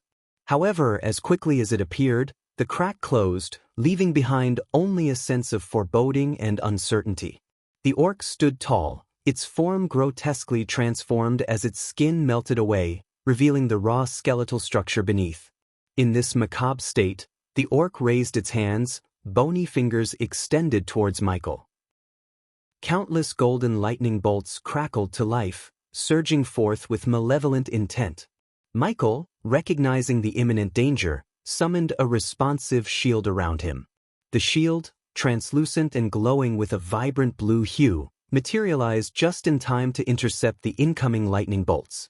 However, the power behind the orc's attack proved overwhelming, as the bolts shattered the shield like fragile glass, penetrating through to strike Michael. Agony seared through Michael's body as the lightning coursed through his veins. Blood tainted the corners of his lips as he coughed it up, his strength waning with each passing moment. Paralysis gripped his limbs, rendering him helpless against the orc's relentless assault. With a chilling smirk, the orc raised its hand, exerting a force that pulled Michael closer. His feet dragged across the ground as he was lifted effortlessly by his neck, suspended in the grip of his merciless adversary. The acrid scent of burning grass mingled with the sickening odor of charred flesh, filling the air with a haunting reminder of the devastation surrounding them. The metallic tang of blood lingered, a testament to the violence that had unfolded on the island. As the orc's skin continued to melt away, revealing the gruesome sight of its skull, a grim and horrifying visage emerged. Its eye sockets held an otherworldly glow, and the lack of flesh on its face heightened the eeriness of its presence. Disappointment laced the orc's voice as it shook its skull-like head. "Not impressed," it uttered, its voice laden with mockery. The grip around Michael's neck tightened, constricting his airway and leaving him gasping for precious breaths. Summoning his remaining strength, Michael called upon his dark swords. One of the swords began to levitate toward his outstretched arm, a last-ditch effort to regain control of the situation. However, the orc, swift and cunning, swatted the sword aside, redirecting its trajectory towards Gaia. The hilt of the sword struck Gaia with a resounding thud, knocking her unconscious before she could even rise to her feet. Panic and concern flashed in Michael's eyes as he gasped for air, his voice strained. "Who are you?" he managed to rasp, his words carrying a mixture of defiance and desperation. As Michael's thoughts raced, he knew that the time had come to initiate Plan D, the contingency he had devised for facing an adversary of insurmountable power. Just as the weight of the situation began to settle upon him, the sky above them rumbled with a newfound intensity, as if in response to his desperate plea. Amidst the stormy clouds, a golden light broke through the darkness, illuminating the scene with an ethereal glow. To their astonishment, the once turbulent seas surrounding the island turned eerily calm, contrasting the tumultuous skies above. With a thunderous boom, the golden light descended from the heavens, its brilliance fading gradually to reveal the figure of Nithroel, the Empress of Ar. Her golden locks billowed around her like a halo, and she stood adorned in intricately crafted golden armor that covered her from neck to toe. Every movement exuded an aura of divine power and grace, marking her as an otherworldly goddess. Soon, a golden bow materialized in her hand, emanating a radiant energy that seemed to pulse with ancient enchantments. As she pulled back the string, an arrow adorned with intricate runes materialized, poised to be released at her command. The mere sight of her presence instilled a sense of awe and reverence, for she embodied a force that transcended mortal comprehension. Nithrol's voice resonated with a commanding authority that seemed to shake the very foundations of the island. "Let him go, Rudra. Your fight lies somewhere else," she declared, her words echoing through the air and reaching every corner of the island. The power behind her voice carried a weight that commanded attention and respect. As her words hung in the air, a golden aura enveloped Nithroel, radiating from her being like a shield of divine energy. The orc, possessed by Rudra's sliver of grace, stared at her with a sliver of surprise emerging in his glowing eyes. The unexpected turn of events momentarily caught him off guard, questioning the path he had taken. The tension in the air was palpable as the Empress and the possessed orc locked eyes, each representing a formidable force in their own right. The outcome of this encounter held the potential to reshape the course of events, and the witnesses on the island stood frozen, captivated by the clash of powers unfolding before them.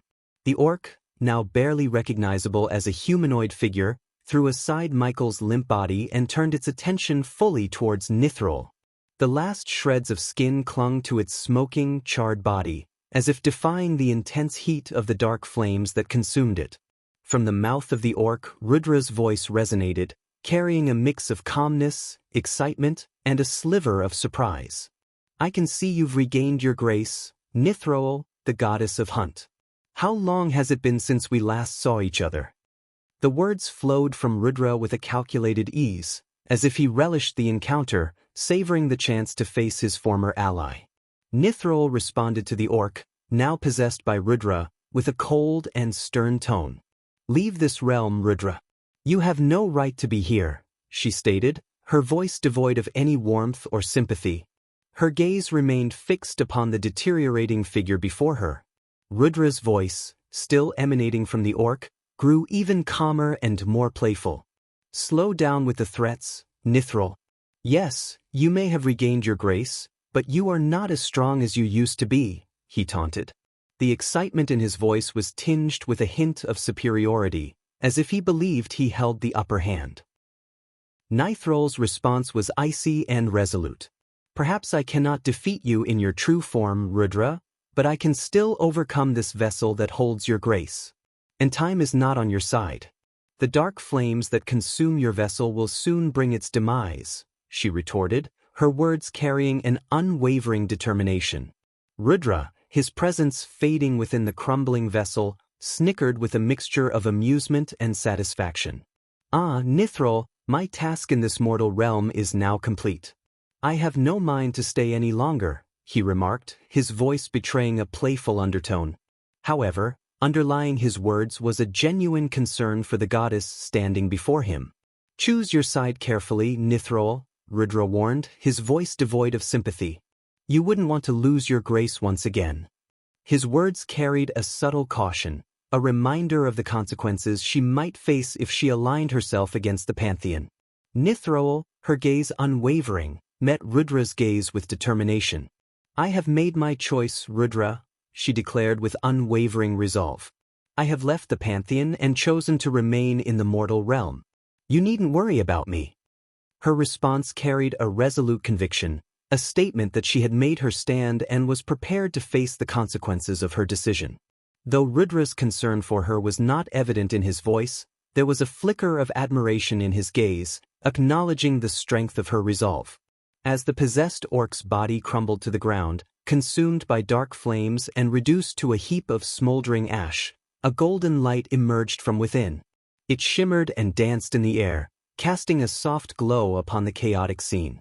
Nithrol, her gaze fixed upon the dissipating light, watched as it slowly ascended towards the heavens, leaving the mortal realm behind.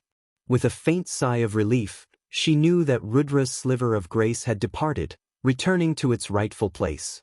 The once vibrant wedding decorations now lay in ruins, charred and scattered across the grassy ground. The once jubilant atmosphere had been replaced by an eerie stillness, broken only by the soft crackling of smoldering embers. The bride and groom, their bodies sprawled motionless, were a stark contrast to the beauty they had exuded moments ago.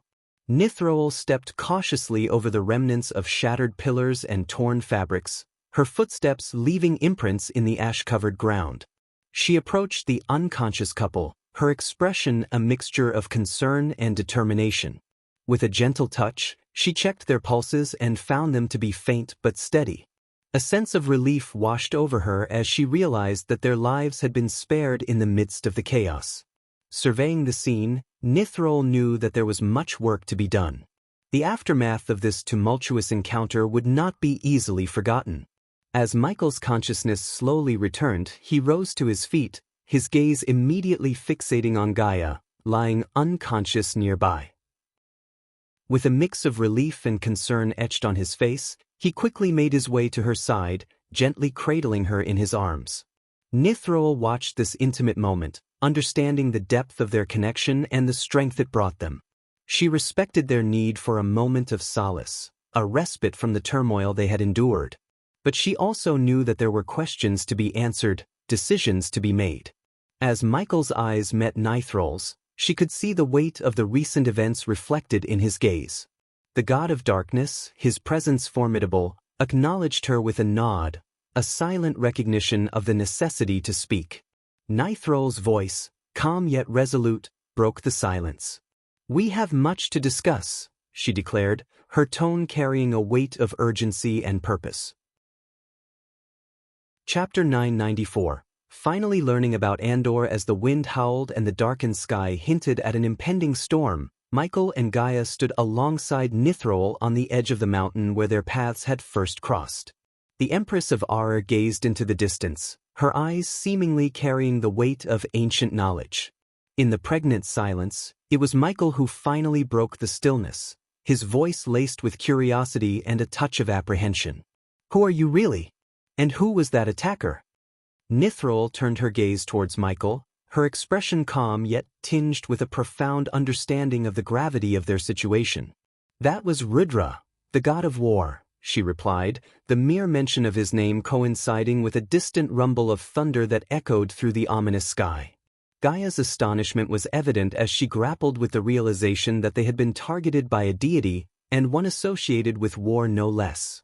However, both she and Michael sensed that Rudra's intentions went beyond mere destruction and that he had manipulated Michael as a pawn in his game, forcing him to take the lives of 3 seal-bearers, including the butler of the Winston family. With a hint of uncertainty, Michael posed a question that had lingered in his mind ever since their first encounter. "Are you also a god?" His eyes held a flicker of recognition, sensing an inherent power within Nithroel that surpassed that of ordinary mortals.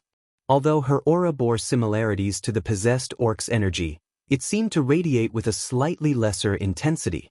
The atmosphere around them crackled with anticipation as they awaited Nithroel's response, seeking clarity amidst the chaotic events that had unfolded. "I was once a god, indeed. But now, I am but a fallen deity." Nithroel's voice carried a hint of melancholy that mirrored the sadness reflected in her eyes. Gaia, her frustration palpable, interjected with a grumble, "Why the hell did that bastard ruin our wedding? When did we piss off the god of war?" Meanwhile, Nithroel sighed, her gaze still fixed upon the distant horizon. "He did not attack you directly. He used your husband as a means to break the seals," Nithroel clarified. As a goddess, she possessed knowledge beyond mortal comprehension. She understood that if Rudra truly intended to kill Ghost, he could have done so. While killing a god's vessel would only result in their soul seeking a new host, there was no denying that Rudra's purpose was not to end Michael's mortal existence. Perhaps his intentions shifted upon encountering Nithroel, but it was evident that his aim had been to manipulate Michael into eliminating the seal-bearers. "The seals?" Michael's brow furrowed in confusion. "Yes. In your previous life, you constructed an intricate array that acted as a barrier between the mortal realm and the realm of gods, preventing mortals from entering the divine domain and vice versa." Nithroel began to unravel the complexities of the situation. "Unbeknownst to you, these seals were embedded within individuals who were not even born during your previous self's time. Only you possess the power to break these seals by slaying the designated seal-bearers. Each time a seal-bearer dies, the barrier between our realms weakens. Once all the seals are broken, the gods will regain the ability to traverse freely between the mortal realm and the divine realm, as they did in the past." However, Nithroel herself remained unaware of the variations within the seals, specifically those designed by the previous Dark Lord and Eladir in their respective timelines. This explained how Diana, in Michael's timeline, managed to break one of the seals when she killed the seal-bearer, Bai Ning. As Michael processed the weight of Nithroel's words, she continued to unravel the perilous web that entangled them all. "The Pantheon has initiated their movements against Dagon, and now you find yourself caught in the crossfire of their war," Nithroel stated, her voice laced with concern. What you encountered was merely a sliver of Rudra's grace, a mere 1% of his full power. Consider, then, the unimaginable might wielded by an entire pantheon of gods and the vengeful god who desire to see you crumble. Michael and Gaia were left stunned, the mention of a vengeful god sending shivers down their spines. Unable to contain his curiosity, Michael posed the question that gnawed at him. "Who is this vengeful god?" he inquired, his voice betraying a mix of apprehension and intrigue. "Andor, the god of time and space," Nithrol replied, her gaze piercing their souls. "My memories of him remain fragmented, but one thing remains certain. You cannot remain in this realm for much longer. The other fallen gods will soon regain their graces and seek you out. You are not yet prepared to face the wrath of the gods, and even I cannot aid you should more deities descend upon this realm." An array of questions swirled in Michael's mind, yet one in particular burned with intensity. "Why are you helping me?" Michael questioned, his voice filled with genuine curiosity. Nithrol's eyes softened, her gaze holding a flicker of determination. "I cherish ruling the mortal realm, Ghost," she confessed. "But the Pantheon seeks to transform mortals into their slaves. Once they arrive in this realm, each god will demand unwavering devotion and worship from mortals. Those who dare defy them will be made examples of, and gradually, this realm will devolve into a vast slave market, devoid of free will and consumed by blind loyalty. The only thing that preventing this grim fate is the barrier between the two realms." As Nithrol's words resonated within him, Michael recalled a haunting dream he once had, a glimpse of a world devoid of free will, where people existed as mere puppets. He couldn't help but wonder if that nightmarish vision was a consequence of the Pantheon's rule over the mortal realm. The weight of their predicament settled upon them like a suffocating fog, casting their future into uncertainty. The path ahead was treacherous, fraught with danger and the impending wrath of gods. With their newfound knowledge and the stakes laid bare before them, Michael, Gaia, and Nithrol stood on the precipice of a fateful journey, their destinies intertwined in the grand tapestry of divine machinations and mortal resistance. "But the barrier that your former self created is weakening, and only you possess the power to reinforce it," Nithrol explained, her voice filled with urgency. "You must grow stronger and prepare to confront the gods, Ghost. Dagon cannot indefinitely divert the attention of the Pantheon." Michael's brows furrowed as he contemplated the mention of Dagon, the infamous ruler of Hell. "So, Dagon is also a fallen god?" Gaia interjected, seeking clarification. Nithrol nodded in confirmation. "Among mortals, you are already formidable with your half-celestial cultivation stage. However, the power of the gods resides on an entirely different plane. You must transcend the limitations of the celestial stage. Do not step foot into this world until you have done so," Nithrol advised, her tone resolute. As Nithrol spoke, Gaia's voice quivered with uncertainty. "Where should we go?" "Aitnes. The fallen gods cannot reach you there," Nithrol replied, conjuring images of the vibrant, neon-lit forests of Aitnes and the loyal wood elves who inhabited its realms. "I will go there once I gather the others at the castle," Michael stated, but Nithrol swiftly shook her head. "No, Andor must have already learned of recent events and will be plotting his next move to hinder your path to Aitnes. Time is of the essence, and you cannot afford to waste a moment. You must depart now. I will do everything within my power to safeguard the others, but the odds are undeniably stacked against us, Ghost." Nithrol's voice grew intensely serious. Gaia pleaded, her voice filled with concern. "At least let me bring my mother." Nithrol shook her head in response. "My people are already on their way to ensure the safety of your mother and the others." Nithrol's words abruptly halted as her gaze shifted towards the distant sky, her focus returning to Michael once again. "Go now," Nithrol urged, her voice carrying a sense of imminent danger. She swiftly gestured with her hands, summoning a golden portal that materialized in the air before them. Feeling the urgency in the goddess' words, Michael tightly grasped Gaia's hand and guided her toward the shimmering vortex. However, before stepping into the swirling portal, he turned back to face Nithrol, his eyes filled with curiosity. "Why would you risk yourself to help me, Nithrol? Your assistance puts you in grave danger," Michael questioned, his voice tinged with both gratitude and concern. A gentle smile curved Nithrol's lips as she met his gaze. "By aligning myself with you, Ghost, I stand a chance of maintaining my dominion over the mortal realm. If the Pantheon emerges victorious, we all suffer the consequences," she replied, her tone resolute. Raising her hand, Nithrol unleashed a sudden gust of wind, propelling Michael and Gaia forward, propelling them forcefully into the awaiting portal. The ethereal gateway closed behind them, leaving Nithrol behind. In that fleeting moment, as Michael and Gaia disappeared into the unknown, Nithrol stood tall, her golden hair dancing in the wind. With unwavering determination, she prepared to face the oncoming storm, knowing that her alliance with Michael carried the weight of both their destinies and the fate of the mortal realm itself. With a swift and fluid motion, Nithrol summoned her golden bow, a gleaming masterpiece crafted with intricate detail. Her grip tightened around the polished wood as she notched an arrow, its tip adorned with ancient runes of power. Drawing the bowstring back, she took aim at the distant sky, her eyes locked onto the approaching figures of the fallen gods. A surge of divine energy coursed through her, heightening her senses and honing her focus. The arrow she released soared through the air, defying mortal limitations as it streaked across the vast expanse with unerring accuracy. It traversed a tremendous distance, seemingly defying both time and space. As the arrow cut through the air, a tempest began to brew, dark clouds rolling in to amplify the brewing chaos. Thunder rumbled in the heavens, their ominous roars echoing through the land. Nature itself seemed to respond to Nithrol's presence, lending its power to her as she prepared to face the fallen gods. Standing tall and resolute, the Empress of Ar remained steadfast in the face of imminent danger. Her golden armor shimmered in the fading light, radiant and unyielding. With every passing moment, the storm grew fiercer, the elements aligning with her purpose. Nithrol knew the odds were stacked against her, confronting a pantheon of formidable adversaries.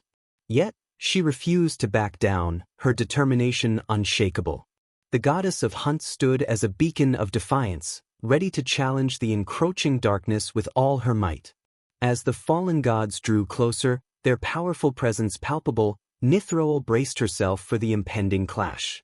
She would fight for the preservation of the mortal realm, for the freedom of its inhabitants, and for the hope that her alliance with Michael would pave the way for a future untainted by the tyranny of the Pantheon. We are nearing 1,000 chapters, and I can't thank you all, my wonderful readers, for keep supporting me. Chapter 995. Returning to Aitnes. Chapter 995. Returning to Aitnes. As Michael and Gaia emerged from the portal onto the land of Aitnes, a breathtaking panorama unfolded before them. Gaia's eyes widened in awe as she took in the enchanting sight that lay stretched out beneath her. They stood atop a verdant mountain peak, overlooking a vast expanse of lush forests that extended as far as the eye could see. The forest itself seemed to be an artist's canvas, splashed with vibrant hues of purple and blue. It was a kaleidoscope of colors that blended seamlessly, creating an otherworldly spectacle. Giant trees towered over the landscape, their trunks adorned with intricate patterns and ethereal glow. The forest floor was carpeted with lush, emerald-green moss, adding a softness to the terrain. Towering mushrooms, their caps adorned with mesmerizing patterns, dotted the forest floor, creating a whimsical ambience. As Gaia's gaze wandered further, she caught sight of trees that radiated a gentle, luminescent glow, casting a soft and enchanting light that illuminated the surroundings. These radiant trees bathed the forest in an otherworldly glow, adding an ethereal touch to the already mesmerizing landscape. The air was filled with the gentle fluttering of giant butterflies, their wings adorned with iridescent colors that shimmered as they danced through the air. Their presence added a touch of magic to the already captivating scene.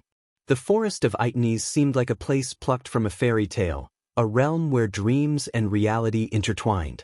Its beauty was captivating, an immersive experience that stirred the senses and transported one to a world of wonder and enchantment. In that moment, As the gentle breeze caressed her cheeks and the symphony of the forest serenaded her ears, Gaia knew that Aitnes was a place of refuge, a sanctuary from the turmoil that awaited them. "Come on, we should go meet Elidar," Michael said, surprising Gaia. "Elidar? But I thought he was stuck back in our world," Gaia replied, her confusion evident. "No, in case of an attack, I gave Elidar something to teleport into this world with," Michael explained, glancing at his wrist. Unfortunately, his battle with Rudra had broken his Olympus, leaving him without the ability to fly or use his cultivation in this world. However, Michael had a quick solution in mind. "Do you know where to go?" "My Olympus is not broken," Gaia remarked, hopeful. Before Michael could respond, a magnificent golden giant butterfly emerged from the air below the mountain cliff they stood on, accompanied by a powerful gust of wind. Gaia's eyes widened in astonishment as two elves with beautiful brown skin gracefully descended from the butterfly and immediately knelt before Michael. "My lord, you have returned," Taskin said, bowing his head respectfully. "Gaia, meet Taskin and Thilv." Michael introduced the two wood elves to Gaia, acknowledging their loyalty and courage during the events he had shared with her. "Ah, the two warriors who fought against the Sky Hall," Gaia remembered, recalling the tales Michael had shared. "Tell me, Taskin, has anyone else arrived here before us?" Michael inquired, his curiosity piqued. Thilv and Taskin nodded in response. "Yes, my lord. He claimed to have been sent by you and showed us your symbol. We left him back at the village," Taskin reported dutifully. "Good. Then let's make our way to your village." "We have much to do," Michael declared, gesturing for Gaia to join him atop the butterfly. With a swift leap, Gaia gracefully climbed onto their ride, her torn and dirted dress contrasting against her natural beauty. Michael stepped onto the butterfly's wings and waited for Taskin and Thilv to take hold of the reins. Once everyone had settled comfortably atop the giant golden butterfly, they set off toward the village. As the majestic butterfly soared through the air, the wind rushed past them, carrying with it the scent of flowers and the distant melody of birds singing. The landscape unfolded beneath them, showcasing the enchanting beauty of Aitnes. Butterflies of all sizes and hues fluttered around, their graceful wings adding splashes of brilliance to the scenery. The air itself felt alive, carrying the invigorating aroma of blossoms and the sweet fragrance of nature's abundance. As the golden butterfly gradually descended, it skillfully navigated through the dense canopy of the forest. Gaia marveled at the sight that unfolded before her. The Wood Elves' village was a marvel of engineering and natural beauty, built high above the ground, nestled among the majestic trees. Intricate stairs, woven with ropes and sturdy wood, gracefully interconnected the village houses and each towering tree. The architecture seamlessly blended with nature, utilizing the branches as support beams and allowing the trees to continue their growth undisturbed. The elevated walkways provided a sense of enchantment as they wound their way through the lush foliage, creating an intricate web of interconnected pathways. At the heart of the village, a spacious clearing awaited them. Gaia's eyes widened as she took in the sight of a magnificent statue depicting Michael and Vidora sitting atop his shoulder, meticulously carved from wood. The craftsmanship was impeccable, capturing the essence of their strength and unity. The statue stood tall and proud, serving as a symbol of hope and reverence for the Wood Elves. Just before the statue, a grand throne had been placed, meticulously crafted from the finest wood, its intricate designs paying homage to nature's beauty. The throne awaited Michael's return, a seat of honor for the one who had brought them salvation and protection. As the golden butterfly gracefully landed in the clearing, Gaia's gaze shifted toward the awaiting Wood Elves. They stood there, dressed in vibrant garments that mirrored the colors of the surrounding forest, holding baskets filled with an array of freshly picked flowers. Their eyes gleamed with anticipation and gratitude, for they had been eagerly awaiting Michael's return. With smiles on their faces, the Wood Elves approached, gently placing the flowers from their baskets at Michael's feet. The air was filled with a delicate fragrance as if nature itself had released its essence in celebration of their arrival. Gaia was moved by the genuine warmth and joy emanating from the Wood Elves. It was evident that Michael's presence held great significance for them, as he represented their protector, their leader, and their hope for a brighter future.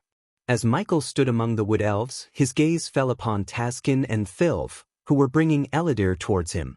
Eladir, still wearing his once golden robes that were now muddied and torn from his escape, looked worn and weary.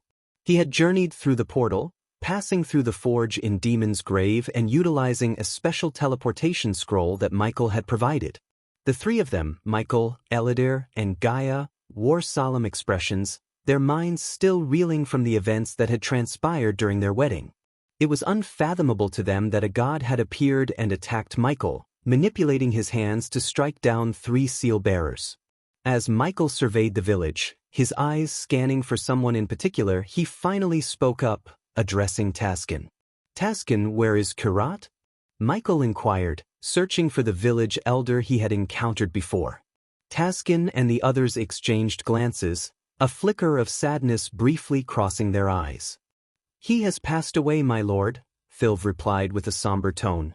Michael sighed inwardly, acknowledging the loss of the old man, and silently wished for him to find peace. "Now, Taskin, Thilv, if you could leave us for a moment," Michael requested, his voice carrying a tone of seriousness. Understanding the gravity of the situation, Taskin and Thilv bowed and discreetly gestured for the villagers to give them some privacy. As the villagers departed, Gaia sank down onto the throne, feeling the weight of recent events. She took a deep breath, preparing herself for what was to come. "What's the plan?" Gaia asked, her voice filled with determination. In response, Michael accessed his system storage and retrieved 2 golden parchments. "If we are to return to our world as soon as possible and face these gods head-on, we need everyone ready and prepared," Michael explained. However, Eladir's brow furrowed upon hearing the mention of gods. Although he had come across brief references to the realm of gods in ancient texts, his knowledge on the matter was limited. Observing Eladir's perplexed expression, Michael proceeded to share all the information Nithroel had disclosed, including the startling revelation that the renowned Empress of Ar was, in fact, a fallen god. After comprehending the information shared by Michael, Eladir found himself stunned. The revelation that Michael was entangled in a war between the Pantheon and Dagon, a fallen god turned ruler of Hell, was a shock in itself. Curiosity gnawed at Eladir as he voiced his question, seeking understanding. "Why do these fallen gods wish to fight you? Are they also under the influence of the Skyhall?" he inquired. Gaia echoed Eladir's sentiment, expressing her own confusion. "I'm wondering the same thing," she chimed in. Michael pondered their inquiries, his mind analyzing the situation. "If I'm correct, these fallen gods were living among us as mortals. So if we have angered them in some way, they may seek retribution now that they have regained their graces somehow," he explained. "That 4-handed monstrosity must have something to do with all of this," she growled, her thoughts consumed by the fallen god's presence. Gaia's frustration flared as she mentioned the 4-handed monstrosity known as Dagon. Michael concurred, his gaze focused on the bigger picture. "We still lack a clear understanding of these fallen gods and how to confront them. However, until I ascend to higher levels of godhood, our options will remain limited," he stated. Gaia rose from the throne, joining Michael's side. Her concern for his safety was evident as she spoke. "But you can't face the gods alone, and we, as mortals, won't stand a fucking chance against them, even if we reach the celestial stage," she said, emphasizing the need for assistance in the upcoming battles. Eladir, observing the interaction, knew that Michael always had plans in motion. Despite the unexpected appearance of a god, which caught everyone off guard, Michael had contingency plans in place. These plans facilitated the escape of his subordinates from the island and even included strategies to confront death itself. "That's why I insist on rallying all our forces," Michael declared, lifting one of the parchments to display a map labeled with the name Itnes on one part. "This parchment contains valuable insights that will aid me in advancing to higher stages of godhood," he continued. Then he raised the second parchment, which exclusively depicted a map of the outside world. "And this one," Michael added, "holds the knowledge of energy deposits that can expedite your path to the celestial stage along with the others." Gaia and Eladir remained unaware of the information Michael had received from the system. It provided him with instructions on how to empower his subordinates to combat the gods.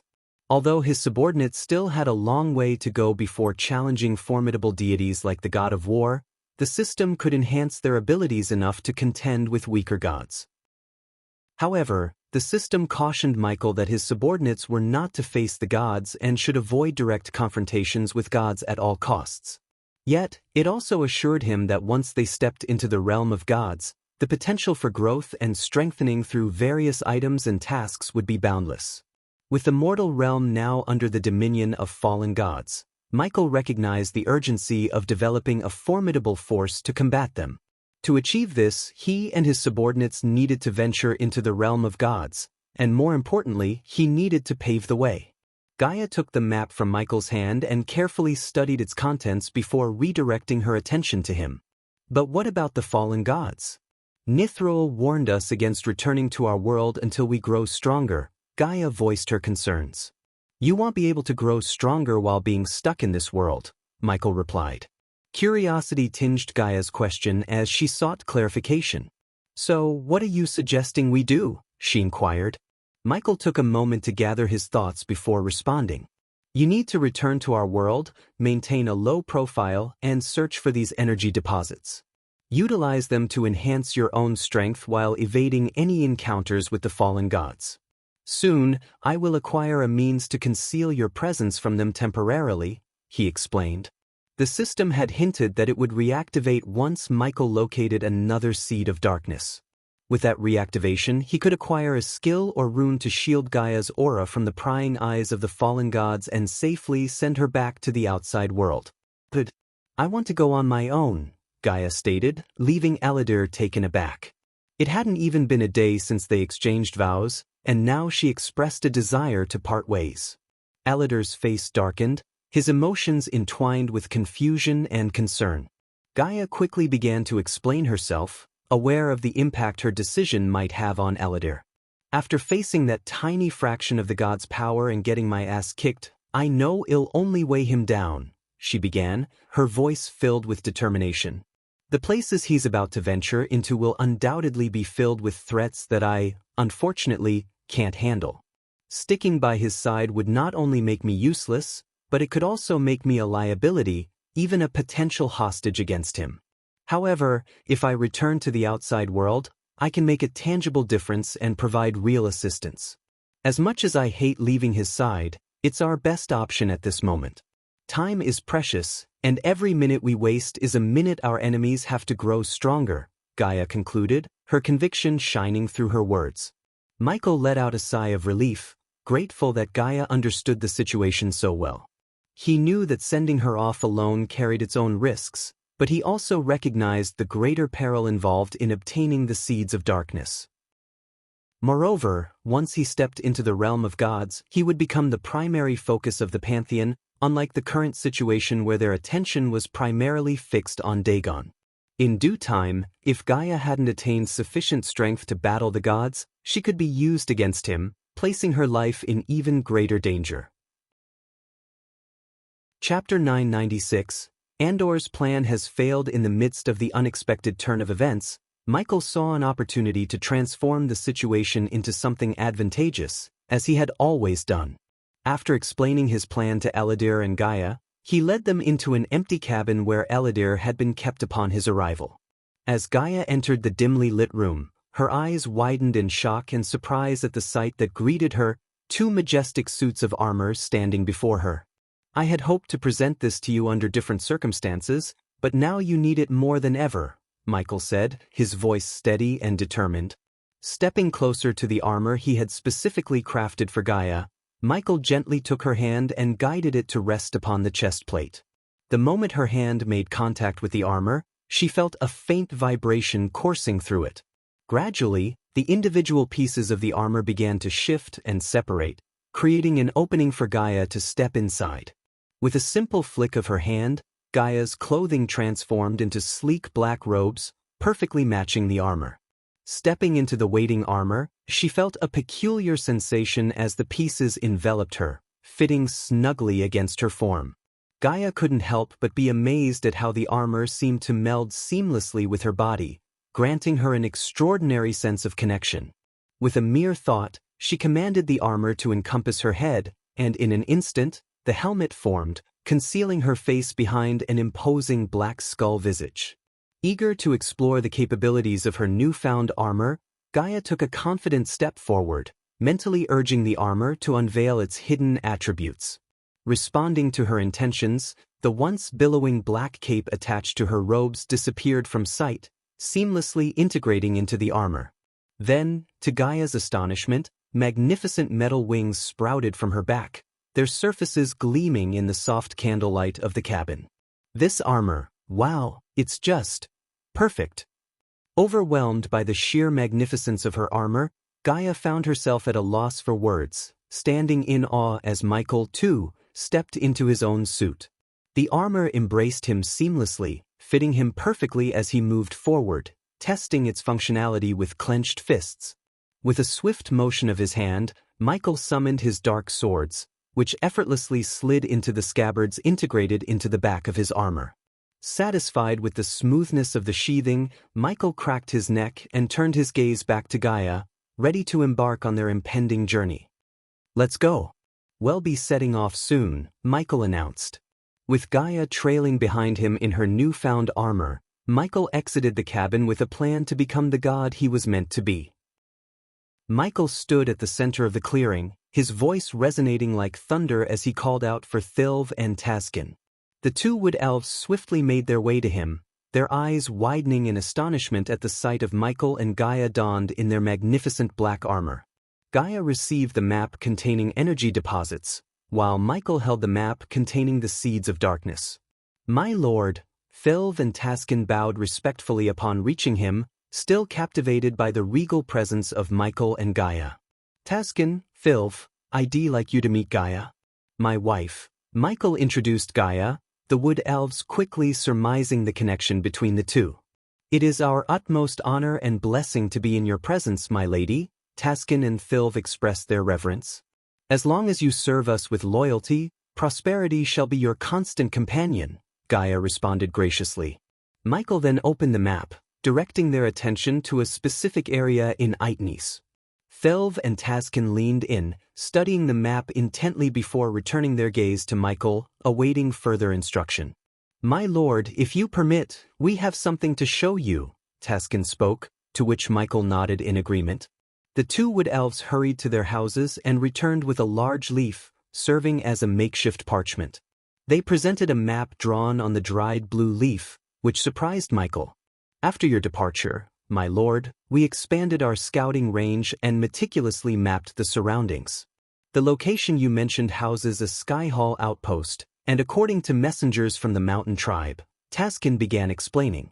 "Fucking assholes," Gaia interjected, her disdain for the Sky Hall soldiers evident. "Do you have any knowledge of their activities in that area?" Eladir inquired. "No, my lord. The place is heavily fortified, and any attempt to infiltrate would result in certain slaughter," Taskin confessed. Michael had hoped to obtain a seed of darkness without engaging in combat against the Sky Hall soldiers.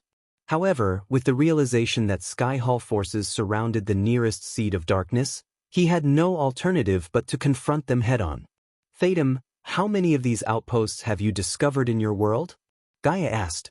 "To date, we have encountered 15 outposts, my lady. However, we suspect there are more concealed within the forest and uncharted territories of our world," Taskin revealed. "Eladir, remain here with them and fortify the village to the best of your abilities.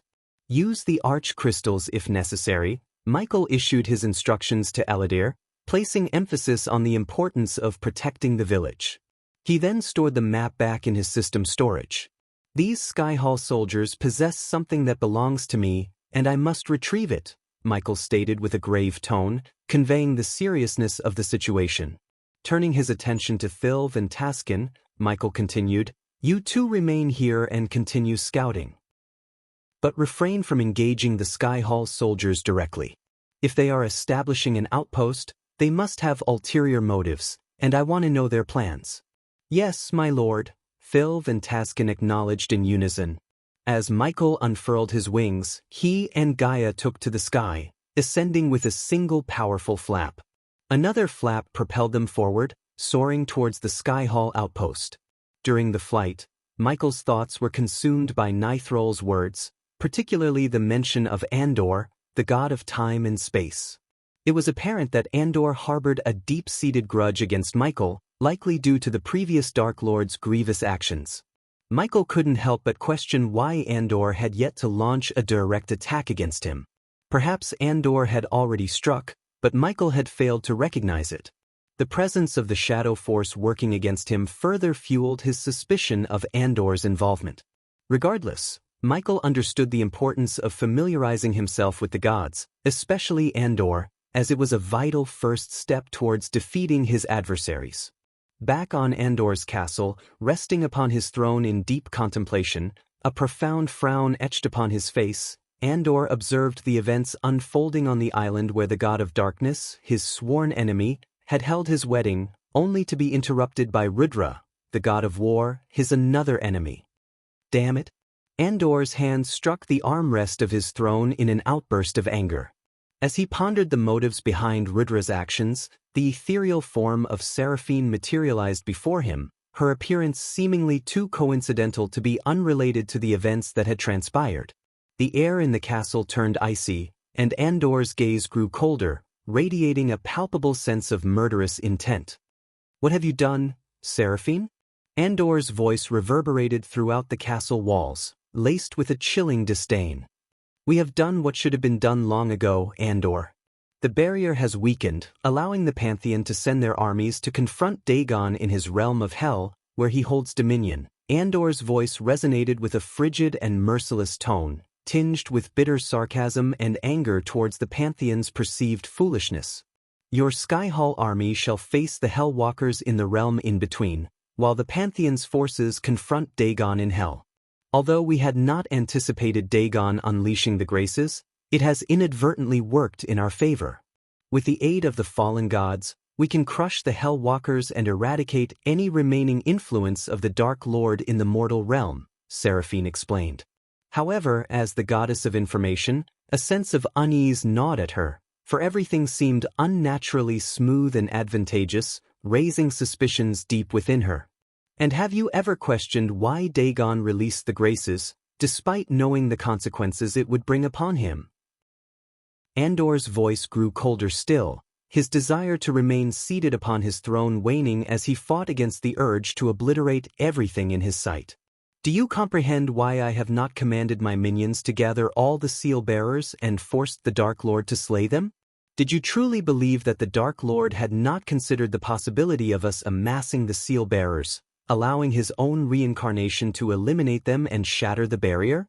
Do you believe it to be that simple?"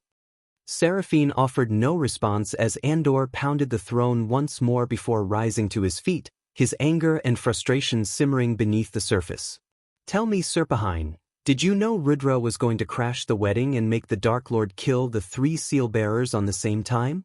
Andor's question hung in the air, punctuated by a heavy silence that enveloped them. After a brief moment, Seraphine nodded, confirming his suspicion. "Yes," she responded softly. "Then you doomed yourselves and the Pantheon." Andor's laughter echoed through the chamber, tinged with a mix of anger and frustration. "What do you mean?" "Enough with the secrecy, Andor. If you possess additional knowledge regarding the barrier, you must share it with us," Seraphine growled, her own frustration boiling over from being kept in the dark by Andor. "I remain secretive because I know that you and the rest of the Pantheon would only interfere with my plans. However, I never expected you to be so foolish as to seek the assistance of Rudra, a mindless brute," Andor shouted, his voice reverberating through the halls as the castle trembled beneath his fury. "He must have orchestrated it all, foreseeing this outcome," Andor muttered, his fists clenched tightly as he brooded upon the god of darkness and his intricate schemes. "I established the Sky Hall to serve as his primary adversary, the ultimate nemesis in his life. Prior to your imbecilic revelation of the god's existence, he believed that the Sky Hall was his sole enemy. He would have annihilated them and lived blissfully ignorant of the realm of gods. During that time, we could have sought a permanent means to eliminate him, or better yet, allowed Noah, his own brother, to be his executioner. And if Noah had failed, We could have struck him down when he was weakened. The opportunities were limitless when he believed he had no adversaries. A lion is most vulnerable when its hunger is sated. Andor's voice reverberated with anger as he explained the intricacies of his thwarted plans. The Pantheon and Seraphine had underestimated the god of darkness, and their short-sightedness had ruined everything. In their eyes, Dagon posed the greatest threat, unaware of the imminent danger the god of darkness represented to the Pantheon. But now he is once again on the prowl.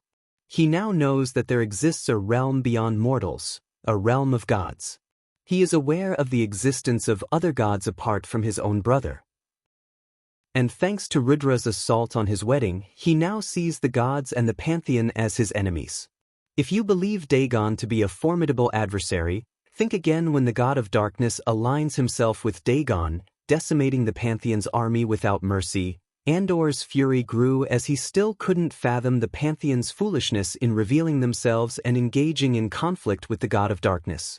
And by slaying the 3 seal-bearers on the same day, you have inadvertently created a breach in the barrier, allowing him to traverse between the realm of gods and retain his immense power, Andor bellowed. Typically, when a mortal attains the celestial stage, they are drawn into the realm of gods and transformed into worshippers, devoid of their own power. The barrier erected by the previous Dark Lord prevented mortals from reaching this stage.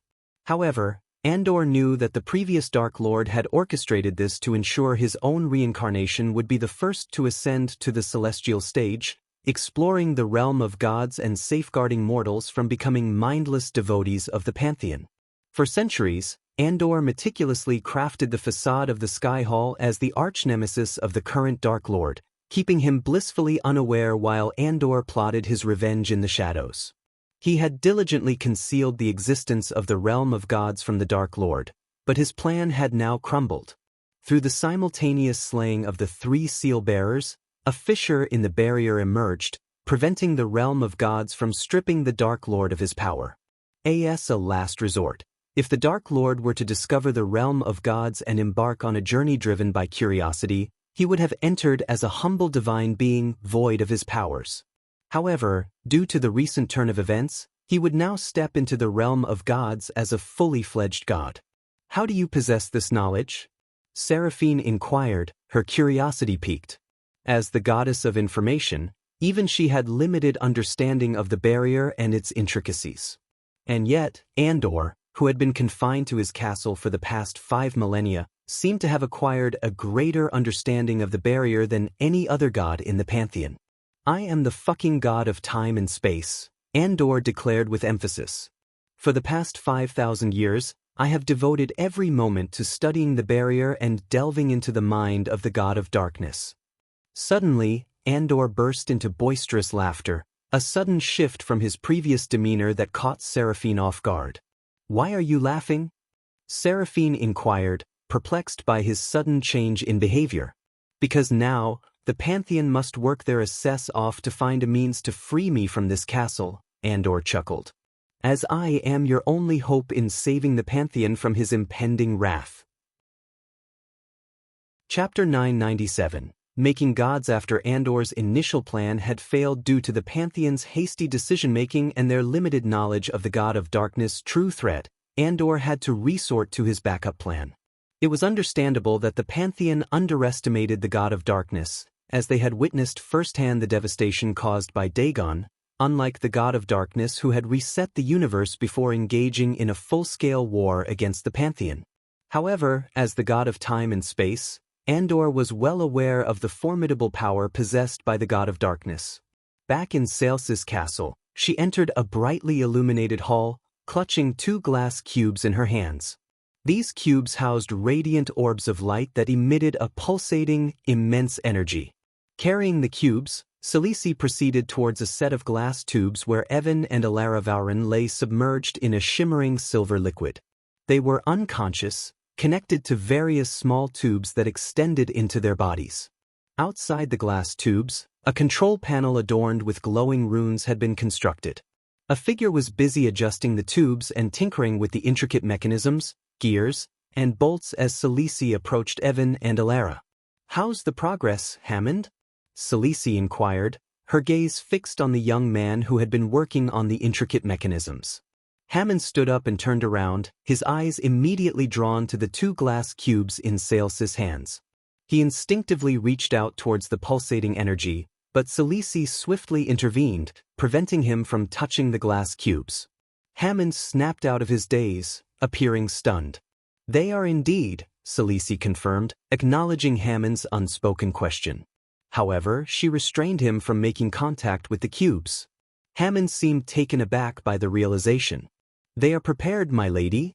I just need a few moments to calibrate the energy valves. But I must warn you again, I haven't tested this contraption, and I can't guarantee its functionality," Hammond cautioned. Among the various peculiar inventions he had crafted for Salisi, the energy transfer device was the most hazardous and volatile. It boasted an intricate array of runes and mechanisms, challenging even his brilliant mind to fully comprehend. "It will work, Hammond," Salisi asserted with unwavering confidence. The design of this contraption had been bestowed upon her by a god, and in her experience, the god had never faltered. However, Salisi opted to keep the existence of this deity concealed from her mortal followers. Acknowledging Sales's assurance, Hammond cautiously extended his trembling hands. Finally, Salisi handed him the glass cubes containing 2 graces, one for Evan and another for Elara. Since these graces did not originally belong to Evan and Elara, who were mere mortals, Salisi understood that time and the proper utilization of the contraption were essential for the graces to settle within their mortal vessels. With the Dark Lord banished from the mortal realm, Salisi knew she had all the time necessary to execute her plan. Hammond carefully positioned the 2 glass cubes, each containing a grace, into the hollow spaces on the dashboard adjacent to the tubes where Elara and Evan were submerged. As he gently released his grip, a mesmerizing phenomenon unfolded before their eyes. The contraption, with its intricate mechanisms and glowing runes, seemed to come alive as it eagerly embraced the presence of the graces. With a soft whir, the contraption activated, and the hollow spaces magnetically drew in the glass cubes. The valves on the contraption's surface lit up in a symphony of vibrant colors, resembling a celestial dance. Liquids of various hues and viscosities gracefully flowed through the interconnected tubes, converging into the heart of the contraption. Soon, a golden liquid, shimmering like liquid sunlight, coursed through the tubes attached to Evan and Elara, delicately entering their unconscious bodies. It was a sight of otherworldly beauty as the golden liquid traveled through the intricate network of tubes, following its predetermined path with precision. The flow of life-giving energy slowly awakened dormant parts of their beings, infusing them with the essence of the graces. Hammond suppressed his fears and nodded in agreement. There was no turning back now. The fate of Evan, Elara, and their realm rested in the delicate balance of the contraption's intricate dance. The contraption itself seemed alive with energy, flickering and humming in synchrony with the life force coursing through its veins. Sparks danced around the intricate machinery, casting an ethereal glow in the room. It was a testament to the raw power harnessed within the contraption, a fusion of mortal ingenuity and divine guidance. Hammond, witnessing the extraordinary display before him, couldn't help but feel a twinge of apprehension. The sheer complexity and untested nature of the contraption raised concerns within him, questioning whether they should proceed. He hesitated, his gaze shifting between the flickering contraption and Salisi, who stood nearby. "Perhaps we should reconsider, my lady," Hammond finally voiced his concerns, his voice tinged with worry. "This contraption is untested, and the risks." Salisi, however, exuded an unwavering calmness and confidence. She understood the magnitude of their endeavor and the consequences of failure. With a serene expression, she interrupted Hammond's doubts. "Hammond, we have come too far to turn back now. Trust in the design bestowed upon us. The graces must find their rightful vessels, and this is our only chance to ensure the salvation of our realm," Salisi responded, her voice resolute and filled with conviction. As Salisi observed the graceful integration of the graces into Evan and Elara, her mind drifted back to her humble origins in the realm of gods. In those days, the belief was that gods were born, not created. However, with the success of this contraption, She realized she held the power to transform any mortal into a god who would serve under her command. It was a moment of triumphant realization, making her feel like a true mastermind orchestrating the destiny of others. Yet, she couldn't ignore the pressing need to protect this contraption from the clutches of the Dark Lord. If he were to discover its existence, there would be no limit to his ability to elevate his already powerful and devoted followers into gods. Celice understood the urgency of safeguarding this knowledge and technology, vowing to do whatever it took to keep it hidden from the Dark Lord's reach. However, Celice and Andor remained oblivious to the true depth of the previous Dark Lord's cunning and the intricate nature of his grand schemes. Little did they know that his plan to unleash the Graces through Dagon's actions was just the beginning, a carefully calculated move designed to set in motion a series of events that would forever alter the course of their lives. As the Graces were released, it seemed as if everything was going according to plan for those who opposed the Dark Lord. They believed it to be a stroke of fortune in their favor. However, unbeknownst to them, this was all part of the Dark Lord's master plan, a carefully crafted web of manipulation that would lead to his ultimate triumph. Now, a new player had emerged onto the stage, the current Michael. He possessed plans that surpassed even those of the previous Dark Lord. With unwavering determination, Michael set his sights on achieving unparalleled power, vying to become the most formidable god ever known. His ambitions soared higher than any before him, fueling his relentless pursuit of dominance. Celice and Andor, engrossed in their own endeavors, were unaware of the intricate tapestry woven by the previous Dark Lord. Little did they suspect the magnitude of the challenges that lay ahead or the cunning brilliance of the mastermind orchestrating it all. As the radiant golden grace gradually permeated the bodies of Evan and Alara, an intense tremor engulfed them within the glass tubes. Violent quivering shook their forms, causing an eruption of sparks from the contraption and flickering lights that danced around the room. Unforeseen gusts of wind materialized, creating a miniature storm that whipped through the hall. Hammond's voice rose in panic amidst the chaos. "My lady, this isn't going well. They might perish," Hammond exclaimed, shielding his face from the fiery sparks with a trembling hand.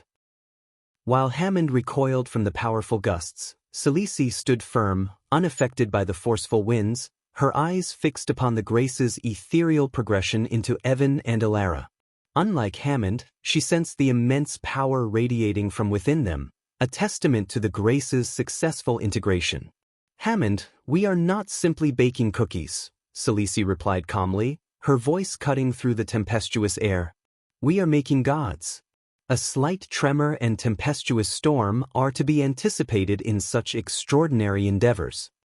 As the hall continued to tremble with increasing violence, a sudden darkness shrouded the space, enveloping it in an eerie stillness.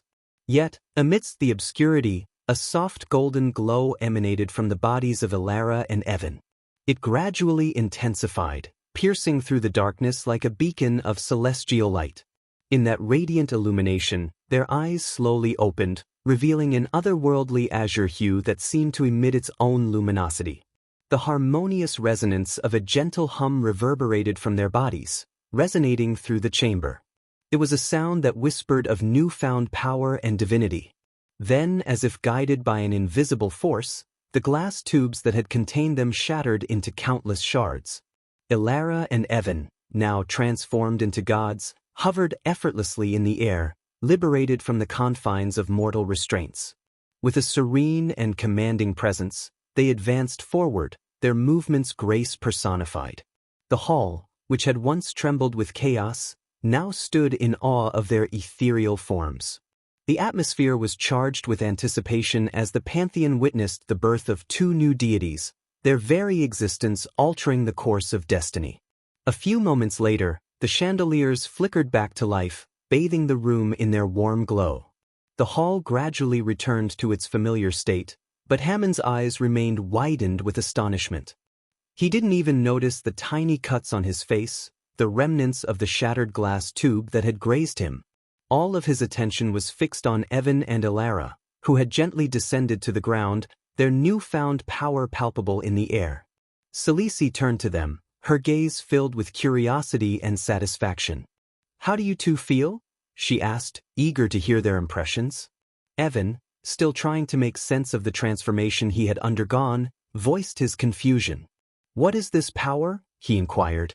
His memories were hazy, recalling Sales's promise of granting him new abilities and urging him to step into the tube filled with shimmering liquid.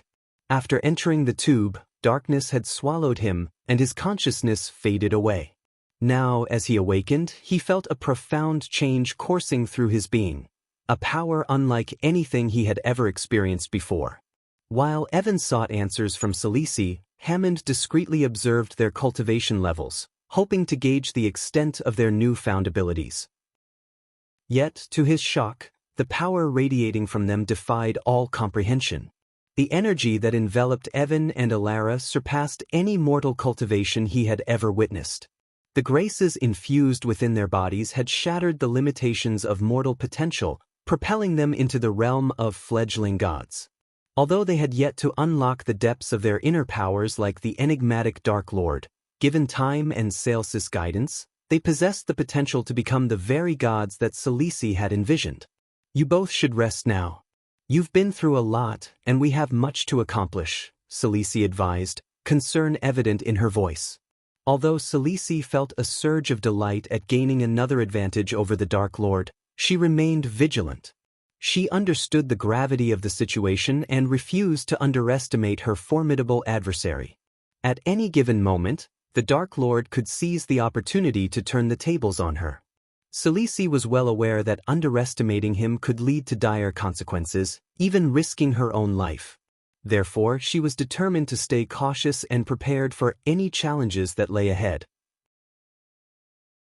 Chapter 998, Seed of Darkness. Back on Itnes, Michael and Gaia soared through the expansive blue sky, their wings carrying them gracefully above the lush and vibrant forest below. Despite the breathtaking scenery surrounding them, Michael remained lost in his own thoughts, his mind consumed by plans and strategies to confront the gods. Not a word escaped his lips as he delved deeper into his contemplations, focused on the daunting task that lay ahead. After flying for nearly 3 hours, a majestic mountain came into view on the horizon. Its towering peaks seemed to kiss the heavens, casting shadows over the land below. As Michael and Gaia drew closer, they noticed the presence of an outpost nestled upon the mountain's rugged slopes. The Skyhall soldiers had established this formidable fortress, complete with towering structures, imposing metal gates, and vigilant soldiers clad in gleaming armor patrolling its premises. As Michael and Gaia approached the outpost, the aftermath of its establishment became apparent. The once vibrant and flourishing forest surrounding the outpost had been mercilessly destroyed, reduced to a desolate expanse of ashen ground. The stark contrast between the lifeless, charred earth and the edge of the forest, still adorned with its array of colors, was a sobering sight. Even from above, Michael and Gaia could feel the residual heat radiating from the scorched ground. The flames set by the Skyhall soldiers to clear the area and secure their outpost had left an indelible mark on the landscape. The scent of smoke lingered in the air, a reminder of the destruction that had taken place. As Michael and Gaia hovered in the sky, Michael's piercing gaze fixated on the outpost sprawled before him. The outpost resembled a formidable fortress, strategically positioned at the base of the tall mountain. Its towering structures, constructed with sturdy stone and reinforced with metal, stood as a testament to the Skyhall soldiers' determination to maintain their hold on this territory. From his vantage point, Michael discerned the complex layout of the outpost. The main entrance, guarded by a pair of massive metal gates, served as the primary access point. The gates were flanked by watchtowers, providing an elevated view of the surroundings. He noticed the patrolling soldiers, clad in gleaming metal armor, marching along designated routes, their disciplined footsteps echoing through the outpost. The perimeter of the fortress was encircled by a tall stone wall, punctuated by arrow slits and battlements, offering the defenders a strategic advantage. Michael's keen eyes scanned the wall, searching for any weak points or vulnerabilities that could be exploited. He noted a section where the stones seemed weathered, a potential target for breaching the defenses. Within the outpost, Michael estimated a considerable number of soldiers, their presence indicated by the bustling activity and occasional clanking of armor. The outpost was a well-guarded stronghold, a testament to the Skyhall soldiers' readiness to protect their position against any opposing force. Michael mentally mapped out the outpost, committing its structure and layout to memory. He knew that any attempt to infiltrate and confront the Skyhall soldiers would require careful planning and precise execution. These idiots appear to be complacent and unaware, Michael. We have the advantage of surprise on our side. Let's storm the shit out this outpost, Gaia suggested, her anger still simmering from the recent wedding chaos caused by Rudra. The Skyhall soldiers seemed like the perfect outlet for her pent-up frustration. However, Michael opted for a more measured approach. Just give me a moment, Michael calmly replied, conjuring a pair of drones from his storage system with a swift motion of his hand. He commanded the drones to hover discreetly above the outpost, scanning the area for additional information beyond the soldiers' sight. He also wanted to eavesdrop on the conversations among the soldiers gathered around a campfire within the outpost. While it would have been easy for Michael to obliterate the outpost simply, his primary objective was to acquire the Seed of Darkness, an enigmatic object or source of energy whose nature remained unknown to him. He needed to gather as much information as possible about the outpost and the knowledge possessed by the Skyhall soldiers before launching an attack. As an experienced hitman, Michael understood the paramount importance of preparation and acquiring even the smallest morsel of information to ensure the success of his mission. With the drones buzzing and soaring through the sky, Michael and Gaia focused intently on their earpieces, listening to the audio transmitted from the drones. As Michael and Gaia listened attentively to the transmitted audio from the drones, the soldiers' conversation around the campfire unfolded before them. "I can't stand this world anymore. It's so boring," one soldier grumbled, a hint of nostalgia evident in his voice. "I miss the comforts of home, the warmth of a woman's touch." Another soldier chimed in, "Wood elven women, they have a certain charm about them, don't they? Those ethereal features and grace. I quite like them." A soldier scoffed, "You must be joking. Wood elven women are overrated. Give me a strong dwarven lass any day." Amid their banter, another soldier interjected, "Enough with your romantic escapades. Have you heard anything about the equipment needed to break down that black door in the cave? The Skyhall is taking ages to send it." "Who knows? They're probably too busy counting their riches," another soldier replied, frustration evident in his voice. "But seriously, what kind of metal is that door made of? I've never seen anything like it." A gruff voice cut through the conversation, asserting, "Our job is to safeguard the cave, not question the orders. The Skyhall knows what they're doing." "True," another soldier chimed in. "Those wood elves are no match for us anyway. Their primitive bows and arrows won't even scratch our armor. It's laughable, really." Laughter erupted among the soldiers as they dismissed the threat posed by the wood elves. They reveled in their perceived superiority, oblivious to the impending storm that Michael and Gaia would unleash upon them. As Michael listened to the soldiers' conversation, a realization dawned upon him. The black door they spoke of, with its mysterious composition and the Skyhall's delay in providing the necessary equipment to breach it, seemed to align with the possible location of the Seed of Darkness. A surge of excitement coursed through him, knowing that he was one step closer to achieving his goal. Turning to Gaia, he spoke in hushed tones, "We have a valuable piece of information. That black door they mention might be guarding what I want. We need to be patient and strike under the cover of darkness when they least expect it." Gaia nodded in agreement, understanding the strategic advantage of waiting for the right moment. Together, they planned to unleash their assault when the nightfall cloaked their movements and the soldiers would be caught off guard. While Michael and Gaia formulated their plan, the drones continued their reconnaissance. As they scanned the surroundings, one drone came across a tent where several soldiers, not wearing their heavy armor, were busily preparing food for the upcoming dinner. Michael's lips curled into a devilish smile as he plotted a devious scheme. "Look, Gaia," he whispered, his eyes gleaming with mischief. "We have an opportunity to give these soldiers a special treat." With calculated precision, Michael maneuvered the drone closer to the tent, capturing footage of the soldiers handling the ingredients and preparing the meals. his mind whirred with thoughts of infusing the food with a subtle poison, a method to weaken their ranks before their ultimate assault. The information they gathered would serve a dual purpose. Not only would it provide crucial intelligence about the outpost, but it would also facilitate Michael's plan to incapacitate the soldiers without expending unnecessary energy or risking their own safety.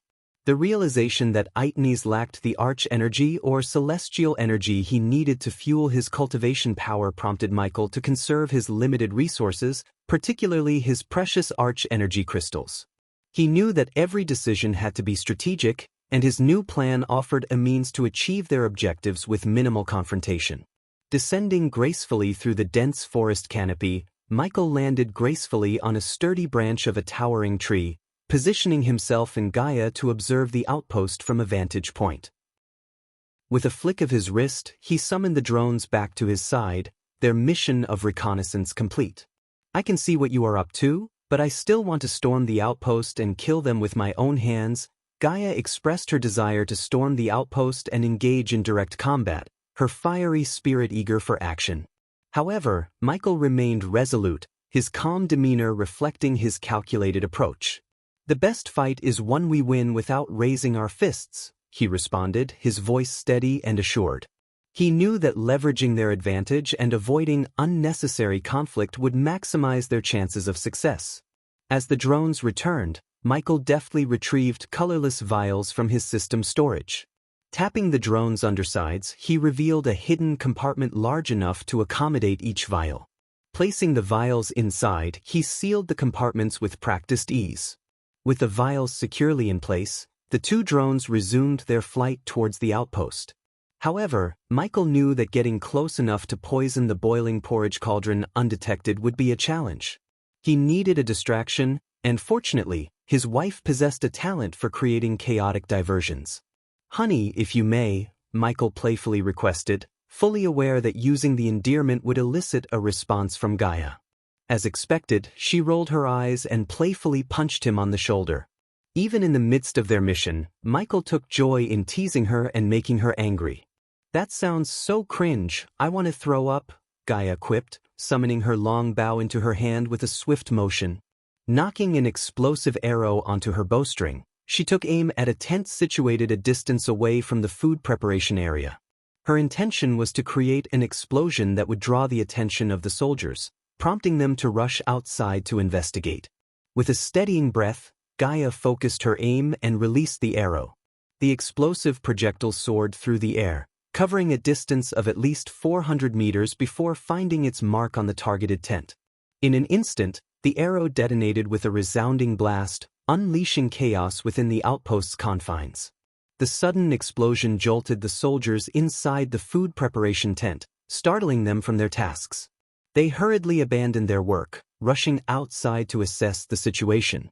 The commotion spread like wildfire, causing a ripple of shock and tension among the other soldiers stationed within the outpost. "What the hell was that?" exclaimed a burly soldier with a thick beard, his eyes scanning the surroundings for any signs of danger. "I don't know, but we need to find out," responded a wiry soldier, gripping his spear tightly as he joined the others in investigating the source of the explosion. As the soldiers anxiously dispersed, their attention fixated on the aftermath of the blast, Michael seized the opportunity. Swiftly maneuvering the drones, he expertly controlled their movements, guiding them toward the various food stations scattered around the outpost. With each drone equipped to spray the poison from the concealed vials, Michael directed them to contaminate every dish, including the large cauldron of porridge bubbling over an open flame. "Let's make sure they all get a taste of our little surprise," Michael muttered, his voice filled with devious satisfaction. The drones moved swiftly and efficiently, their poison-laden sprays coating the meals, unseen by the soldiers preoccupied with the explosion.